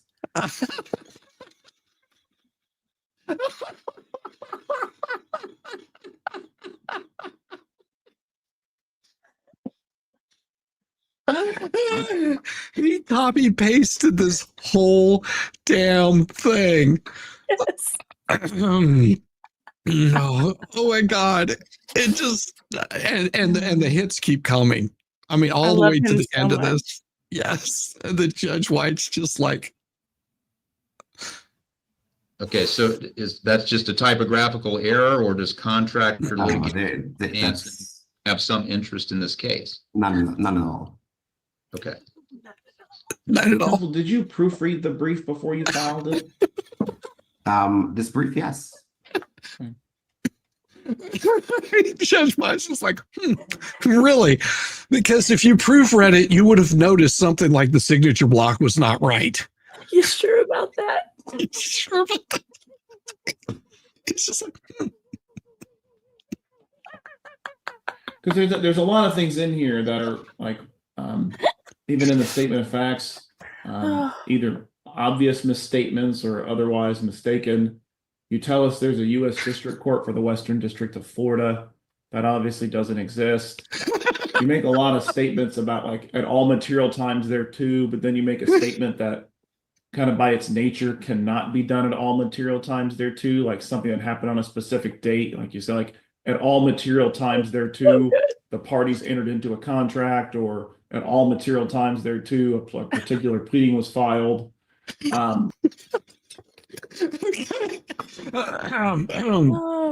And whenever he goes into the explanation for this, because I was sitting there listening to it, and I was just like, because I had to listen to this little part twice. I was like, because I'm not used to filing something like that. I don't, my wife doesn't do that kind of law. So, but whenever he explained it, I was like, oh, my wife would have caught that. Do it. So good. So good. Things that by their nature don't happen at all material times there too, that happen in a specific point. His explanation kind so bad made it hard for us to even follow the statement of facts, because it just large parts of it were nonsensical. I see. The reason we put that statement in at all material times, we're trying to point the court to the pertinent facts that upon which we're basing our arguments. But what I'm saying is, when you say at all material times there too, for numerous statements, and it wasn't just once or twice, it was a bunch of statements, and then what follows is something that by its nature doesn't happen at all material times there too, right? So like if you say at all material times there too, someone had a duty, right? That's the kind of thing that can happen over a period of time, and it can make sense to say that duty existed at all material times there too. When you say at all material times there too, they filed an answer, or at all material times there too, someone entered into a contract. Those are things that by their nature happen on a particular date. They Don't all the happen time, at all material times there too, by their very nature.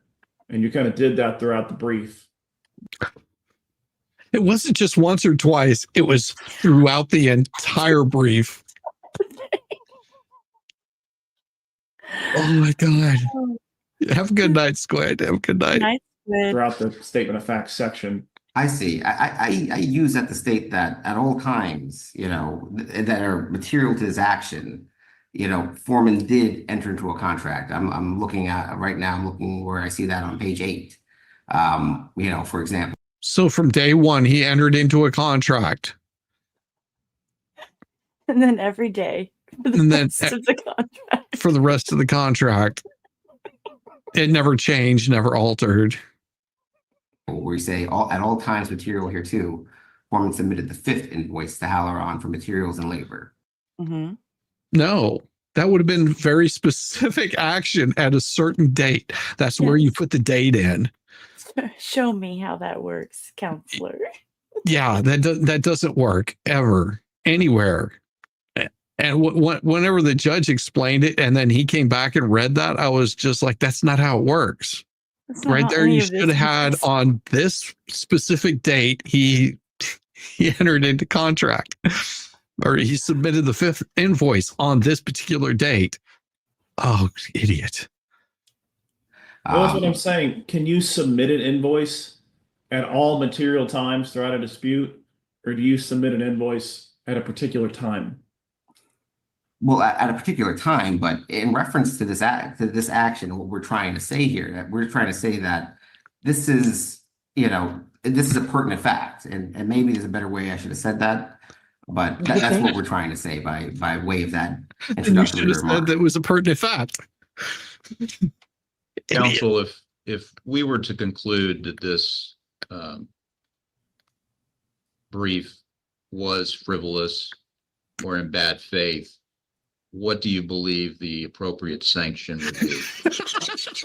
I mean, I would ask this court not to monetarily penalize us. I don't know what other sanctions or options are available. It's the first time I find myself in a situation like this. No, it's not. Counsel, after hearing from us. No, it's not. No, it's not. Is it? It's not. We could go back to 2022, couldn't we? All they have to do is look at your bar record, idiot. And you sure that they didn't? Let's find out. Do you think the brief had any merit? Not your claims, but the brief. I believe the brief has merit, but I think it could have been written much better. And albeit I didn't write this necessarily, it was my responsibility and I oversaw it and I filed it. With that said, Who did write it? not my assistant. Oh, He prepared it. I looked it over. I granted it didn't follow the standards of our argument standards, but I thought it made sense. Is your assistant a lawyer? I thought it made sense. Made sense to me. I bought it. Oh, I mean, it looked better than anything I could write. He was a lawyer at one point in time. Oh. Oh, he was. Oh. Okay. Well, is he a disbarred lawyer? No. No. He He shouldn't be. No. He was a lawyer. No, he's retarded. I mean, retired. retired. He's unbarred. Counsel, I hear you say that you thought that the brief made sense.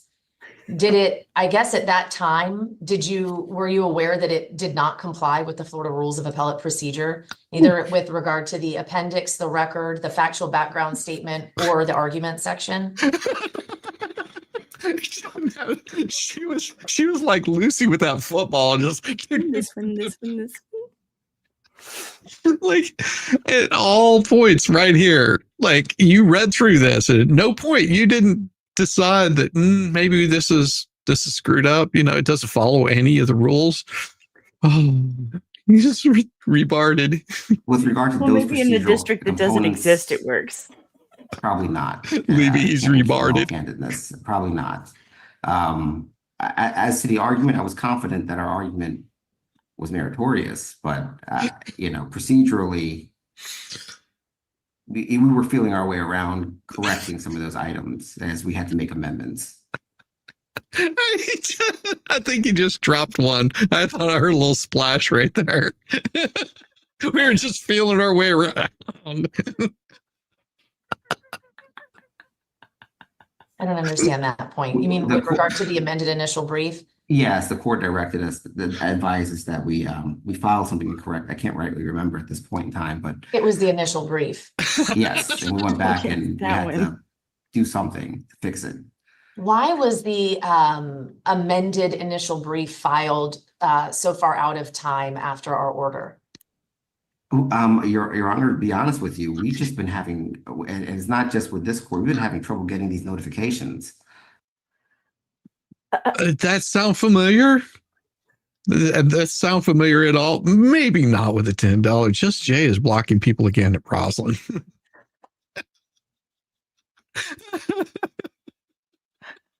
I don't know why. I just talked to him. Oh, What's Oh the my matter gosh. with Jay? what's the matter with Jay? Is he being a bad boy again? You don't get them via email?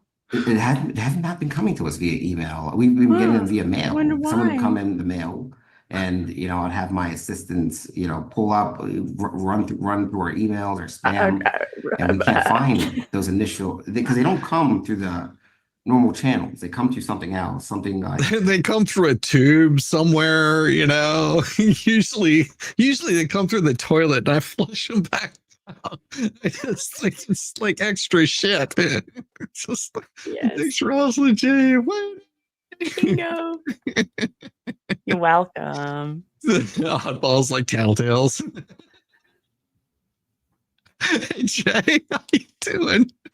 Jay? Oh God, I'll have to play that song again, won't I?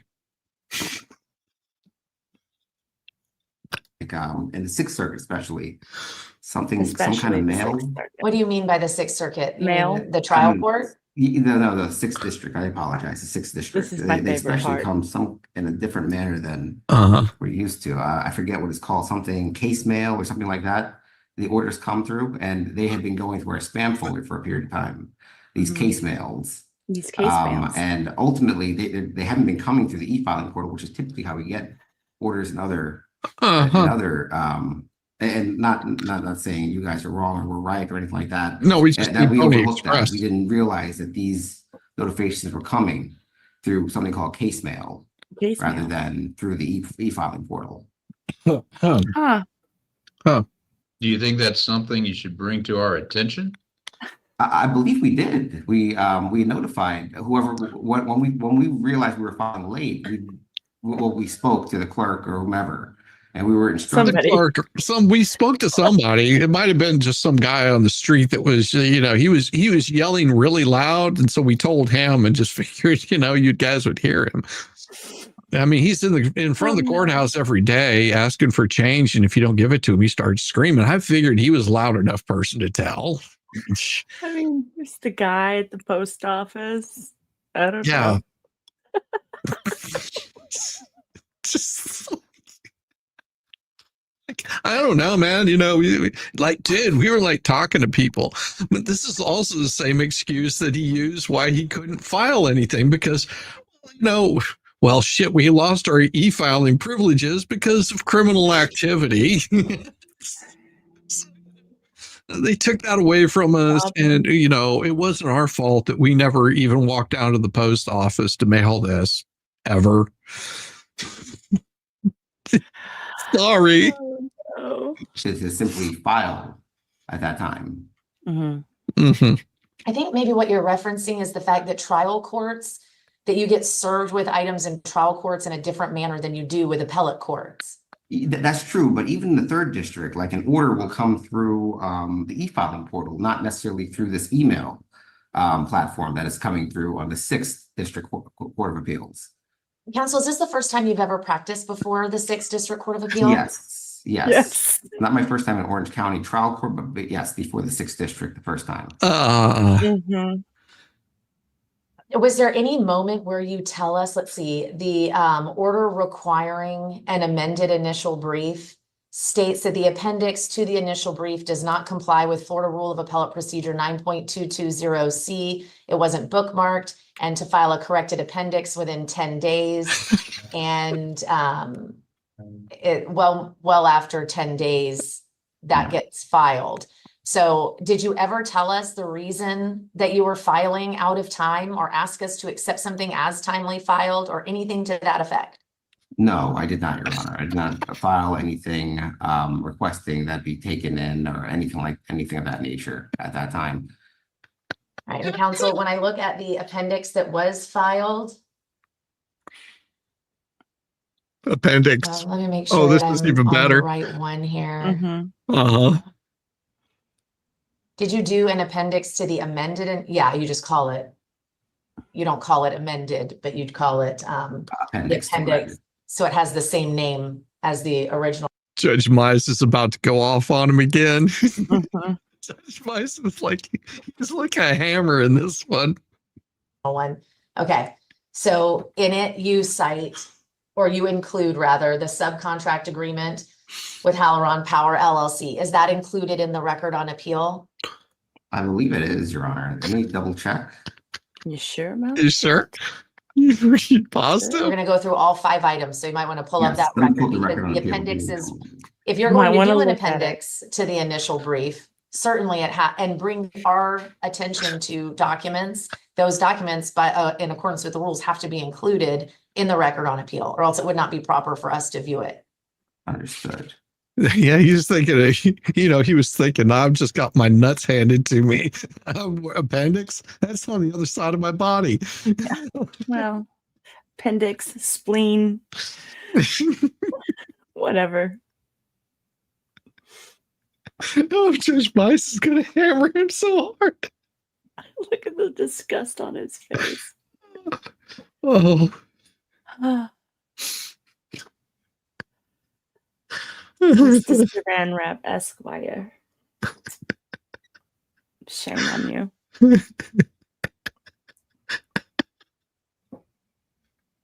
He looks confused at his own filing. It's here somewhere. It's here somewhere.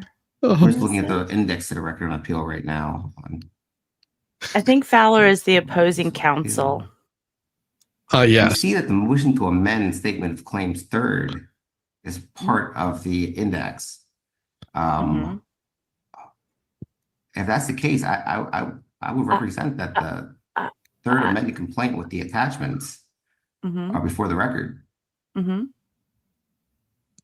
Sorry, you mean the subcontract agreement is included in the record as an exhibit to that document? To the third, yes. Okay, what about the Texas case? I believe that's also in the third amended complaint. I'm not sure, though.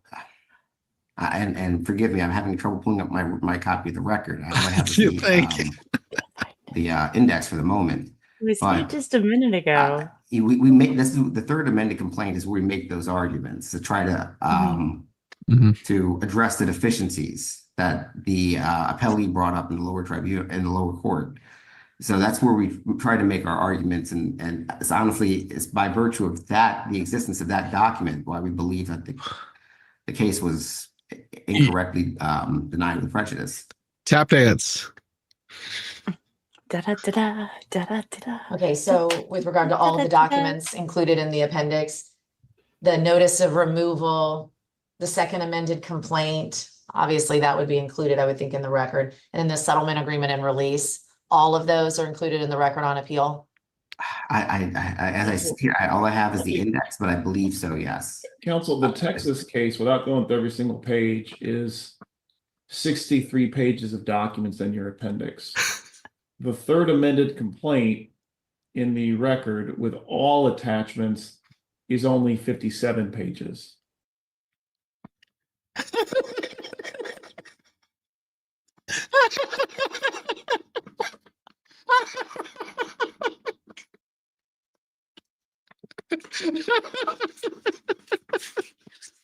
Well, The judge is like, what you're submitting, 67 pages just by itself, just those documents.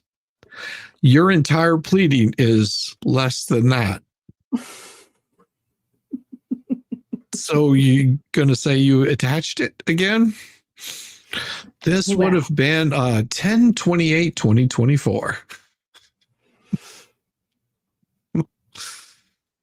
So it's not, without going through each page, it's not possible all those documents are attached to the third amended complaint. Okay.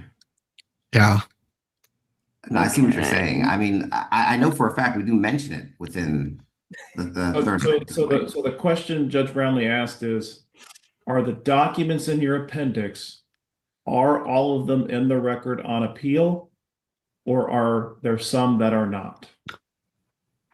I mean, I'll have to say I don't know, because was that something you Son, you should have said they are not, because he just pointed out to you. I like his answer. I'm going to go with his answer. Yeah. Idiot. Math ain't mathin'. you were required to verify before filing the appendix? Yes. Okay. But whether it's in there or not, at least as to their answering affirmative defenses, LSQs, we do cite to that case and reference it. So it doesn't matter. It doesn't matter. You could cite to a million freaking cases if it's not in, if you're citing to something that's in your appendix and it's not there, it's not there. Simple as that. But Judge, that case expressly. Counsel, is it appropriate under the rules of appellate procedure for you to give us documents outside the record? Oh, no. No. Hmm. Okay. She's like, I think we've spanked him enough. Let's take it slower, okay? We're Yeah. gonna speak real slow. We're gonna make it real easy for you to comprehend what we're saying to you. Yes. And don't interrupt me. All right. Judge White, Judge Mize, do you have any further questions for appellant's counsel? No. Mr. Ramsaran, sorry, Judge White, excuse me. Mr. Ramsaran, is there anything, any final point, anything that you want to tell us in an effort to avoid sanctions in this case, either under the rule or under the provision of the statute that we cited and given what you've heard today? I mean, I can say at least pursuant to 57105, I believe that we've cited some cases that bear similarities to our own. I would argue that the cases that we cite to were actually weaker than our own, because our case actually is supported by facts and evidence. Particularity comes to mind is a trucking case. I have a lot of documents open right now on my laptop. In that case, Coretta Trucking. You're not pleading Both your cases case. involved decisions where a lower tribunal dismissed the party's actions with prejudice. Mhm. And the Coretta Trucking matter, the appellee disparaged the appellant's efforts to assert a claim for breach of contract. as a Did you third-party not beneficiary and understand the argued question? that the appellant The question was, once why more should we not asserting be its claim- sanctioning you for its claim filing that some its complaint bullshit? Following prior dismissal. In this case, LSQ is arguing that the invoice purchase agreement doesn't create a contractual duty to discharge senior liens in the case. I would. It says authorized, right? I'm sorry. Go ahead, counsel. I'm sorry. What were you saying? I thought you were making the argument that they were required to pay off the liens, and the contract. Well, they were arguing the contrary. Excuse me, counsel. Excuse I me. apologize. Sorry. The contract specifically says the word authorized rather than obligated, correct? Yes, Your Honor, of course.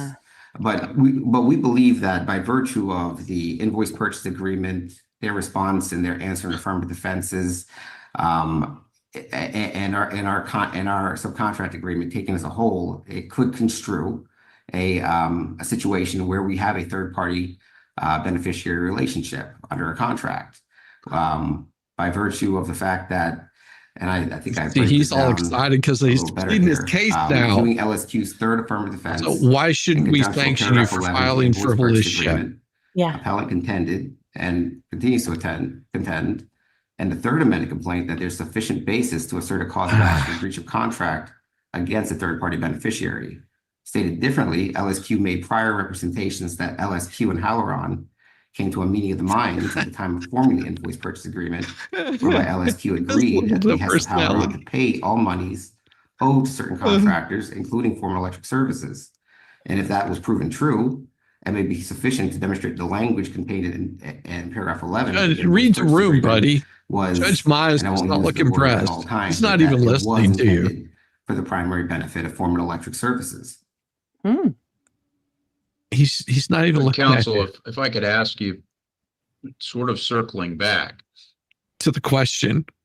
Do you understand that we could find, just for the sake of argument, we could find that maybe you made a non-frivolous argument before the trial court, but that brings us back here with the rules and the requirements of an actual argument in the brief. The requirement that prohibits you from providing us with documents outside the record, and your failure to provide a transcript, which would perhaps show us, or you're aware that the rule also allows you, in the absence of an actual transcript, to work with appellee's counsel to reconstruct the record before the trial court. Are you aware of that under the appellate rules? No, I am now. Thank you. You are now. And so tell me how your cases, which of your cases, and I looked at all of them, I don't recall seeing a case that dealt with an issue of whether an appeal is frivolous. Which cases do you believe would support your request that we not sanction you for a frivolous appeal? Understood. I don't believe I cited to anything of that nature. In my response. You should have. Would you like to make any sort of Response argument or now? response as to why we shouldn't sanction you for a frivolous appeal? Yes, Your Honor. I mean, I would argue that, at least as far as the amended brief, and granted, you know, I've been fully briefed on the deficiencies and the problems with that document as of now, but I would argue that, although out of place, out of place, conclusions, not even the there. arguments, the support, legal precedent, I Mhm. believe all the components are there to make those proper arguments. Mine's is like, where? We give a recitation of the facts. We asked you, Then you couldn't point to a single one. our conclusions or our position rather on those following that recitation of the facts. And then what follows from there is support that's intended to support our position or argument. Or argument. And I agree that it's not necessarily the way I would have drafted it or preferred it to be drafted, but you did. You did. At the time I looked at it, the time I read it, I did not see he's throwing somebody else under the bus. Well, I guess that this type of issue could ensue, or that it could be construed as frivolous. Construed? All right, She's thank you, having a counsel. hard Yeah? time. Judge Did Mize, you buy it? further? Okay. Are you good? All right, Mr. Fowler, I know that you've been present with us today. We set this for a show cause hearing, sua sponte. There was no request for this. I understand that your client did a separate request for sanctions under 57105 that solely requested sanctions against appellant rather than appellant's counsel. So at this point, I guess to put it in a not so eloquent way, I'm wondering if you have a dog in this fight. We're not trying to ignore you, but we're here on our order today. So, you know, unless there's something pressing that you think needs to be brought to our attention. There's not, Your Honor. Thank you. Okay, thank you, Mr. Fowler. All right. Mr. Ramsaran, anything further, sir, before we adjourn today? No, I think I've dug deep enough. Nothing that comes to mind, Your Honor. All right. All right. Thank you for your presentation. We will issue an order on today's hearing. And they did. They It is did. glorious. It is absolutely No, glorious. that was one of the most beautiful things I think I've ever seen. I loved every minute of that. And when it was by order of the court, this cause came before the court on October 28th on the order upon to show cause directed appellant's counsel Jerome. Well, you just call him Mr. Saran Wrap. Mr. Saran Wrap Esquire. Upon its review of the case, this court sua sponte ordered attorney, well, Saran Wrap, to show cause why sanctions, including his attorney's fees and costs incurred by appellee in defending this appeal, should not be imposed against him personally under Florida Rule of Appellate Procedure 9.410 for filing a brief that was frivolous or in bad faith. I would say so frivolous or in bad faith that it was definitely sanctionable and pursuant to Section 57.1051B Florida. This court then set the show cause hearing on October 25th.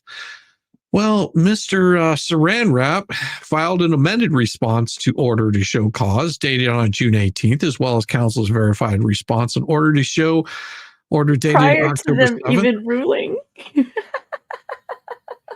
Yeah. Well, attorney Saran Wrap appeared at the show cause hearing on October 28th, answered the court's questions, and responded to the order to show cause, despite counsel's statements at the hearing that he has reviewed the Florida Rules of Appellate Procedure and participated in more than 10, but fewer than 20 appeals. Counsel's answers to this court's questions consistently revealed an unfamiliarity with the rules of procedure and appellate practice just in general. In particular, attorney Saran Wrap demonstrated a lack of knowledge of the briefing requirements, the record on appeal, and the burden his client faced as the appellant. The court finds this particularly concerning given the fact that attorney Saran Wrap appears to regularly practice before Florida's district courts of appeal. Consequently, within 30 days of the date of this order, attorney Jerome Saran Wrap shall complete 2 continuing legal education classes available immediately at the Florida Bar's website, Basic Appellate Practice. Basic Appellate Practice 2023, and then practicing before Florida's 6th District Court of Appeal, differences and similarities. Attorney, Saran Wrap shall file proof of completion of these 2 classes on or before the 1st of December, 2024. Merry Christmas, Happy New Year, and have a good Thanksgiving. Next, having carefully considered counsel's statements at the show cause hearing and having reviewed the responses to show cause order, as well as all the documents filed in this case, the court finds sanctions in the form of attorney's fees are appropriate. Rule 9.410 provides that the court may impose sanctions for any violation of these rules or for the filing of any proceeding, motion, or brief or other document that is frivolous. Similarly provides for sanctions when the appellant of then existing law to material facts does not support a claim or defense, and a finding under that section is tantamount to a conclusion that the claim was so frivolous when filed or later became frivolous. Frivolous for our purpose means an appeal is completely without merit in law and cannot be supported by a reasonable argument for an extension, modification, or reversal of existing law. Noting Florida law contains guidelines for determining when an action is frivolous, including where the case is found to be completely without merit or law, and on and on and on. This appeal was frivolous. Not only are any arguments that can be gleaned from the brief not supported by the application of then existing law to the material facts, but the amended initial brief to comply with the Florida rules of appellate procedure. Indeed, as an appellee noted in his motion for sanctions, the argument sanction Hey, affords. You want to go look at just J Hip's channel? Yeah, let's go look. Hold on. Yeah, he got sanctioned. So they fined him and he had to pay attorney's fees. Yeah. What's Hi, going Jay. on? What's Hi, going on Jay. Is he going to bed? Hi, Jay. Hi, Jay. Say hi. Hold on, give me a second. I'll pull it up here. Got a Let me little- close that. We had a little stream sniping going on here.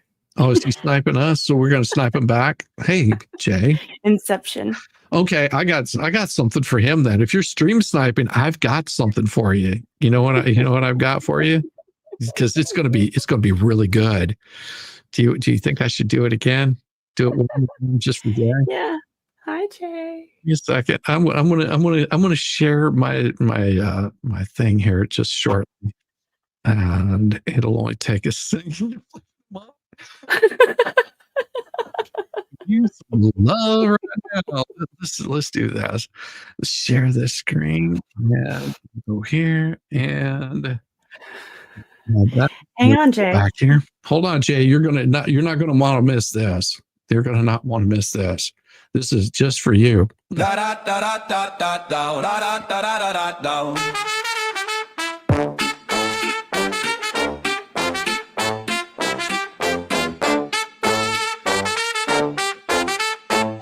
Perfect from the jump, 2 lanes aligned. Crossroad with J-Mac, match tugs grind. San Francisco call with the headline spin. Tunsil twins buzzing and they bought it right in.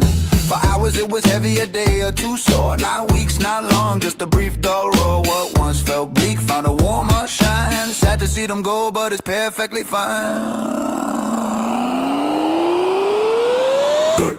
Goodbye Megan, goodbye Rosalind. Go make that show will clap from afar where the bright lights flow. Her turn to a breeze and the tailwinds blow. Goodbye to the co-host. Hello to the co-host, to the bros. Mass steady bright with a pear-shaped shine. Goodbye to the co-host. It's perfectly fine. Yeah, Meg, take the skyline, chase the breaking lead. Cut the fog clean with the camera speed. Oh, stick the byline, pair rumor 2 rhyme. Turn rough noise smooth with the careful line. We found our rhythm in the late night grind. Jokes hit quicker once they ache unwind. Maybe it's better that the river chose different banks for you, one bridge for the bro. Goodbye Megan, goodbye Rosalind. Go make that show will clap from afar where the bright lights flow. Her turn to a breeze and the tailwinds blow. Goodbye to the co-host. Hello to the co-host of the bros. Man steady bright with a pear-shaped shine. Goodbye to the co-host. It's perfectly fine. Not a fallout, just a change in rhyme. Different verses keeping perfect time. 2 pairs parted, 2 bros aligned. Tonsil twin headlines on the coastal line. We'll cheer you on the sandal, peace in the mind.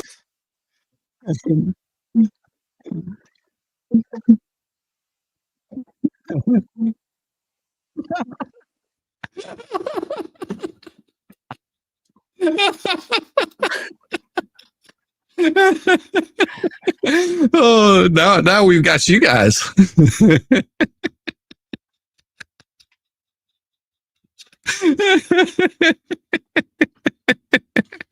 Oh, here we'll give one for Venom too. How's that? We'll do one for Venom.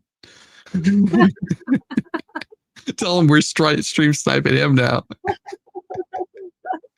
It's called Inception. Yeah, we're totally stream sniping you now. Let's give him a little Venom.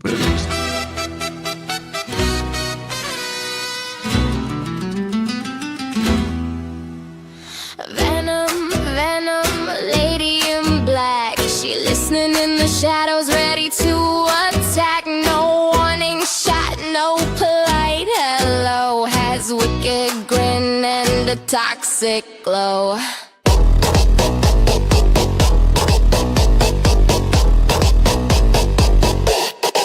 She's dripping poison like gossip at brunch. A sharp bite and you become her lunch. Sexy till you're twitching on the floor. She's smirking in your face, then comes back for more.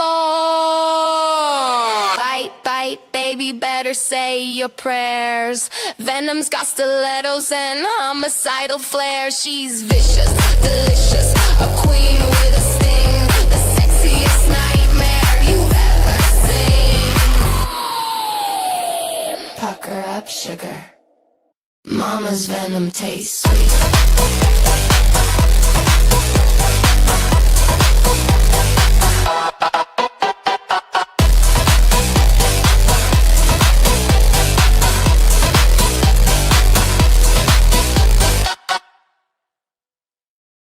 Hi. All right, guys. It is time to say good night. It is time to say goodnight. I'm sending you guys over to harass J-Hip for a little bit. And if you don't want to go watch J-Hip, go watch MG. That's where I'm going to be in a little bit. So I'll see you guys tomorrow morning right over on Mowing the Deep Ends. Peace, y'all.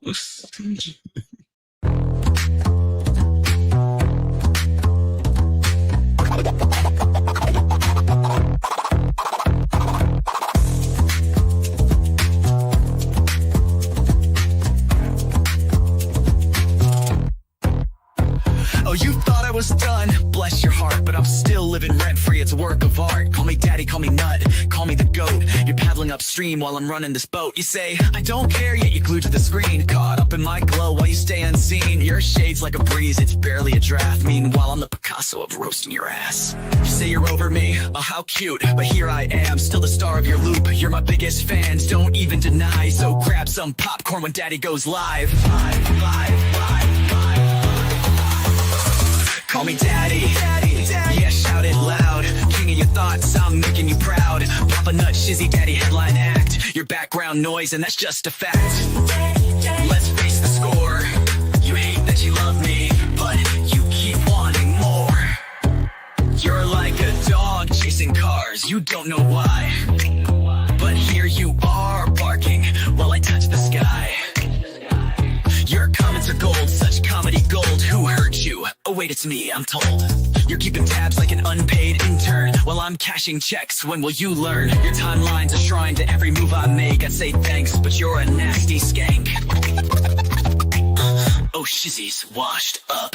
Yeah, sure, Jan, yet here I am, the centerpiece of your plan. You hate watch my stream like it's Oscar night, but guess what, kiddos? I'm still shining bright. Call me daddy.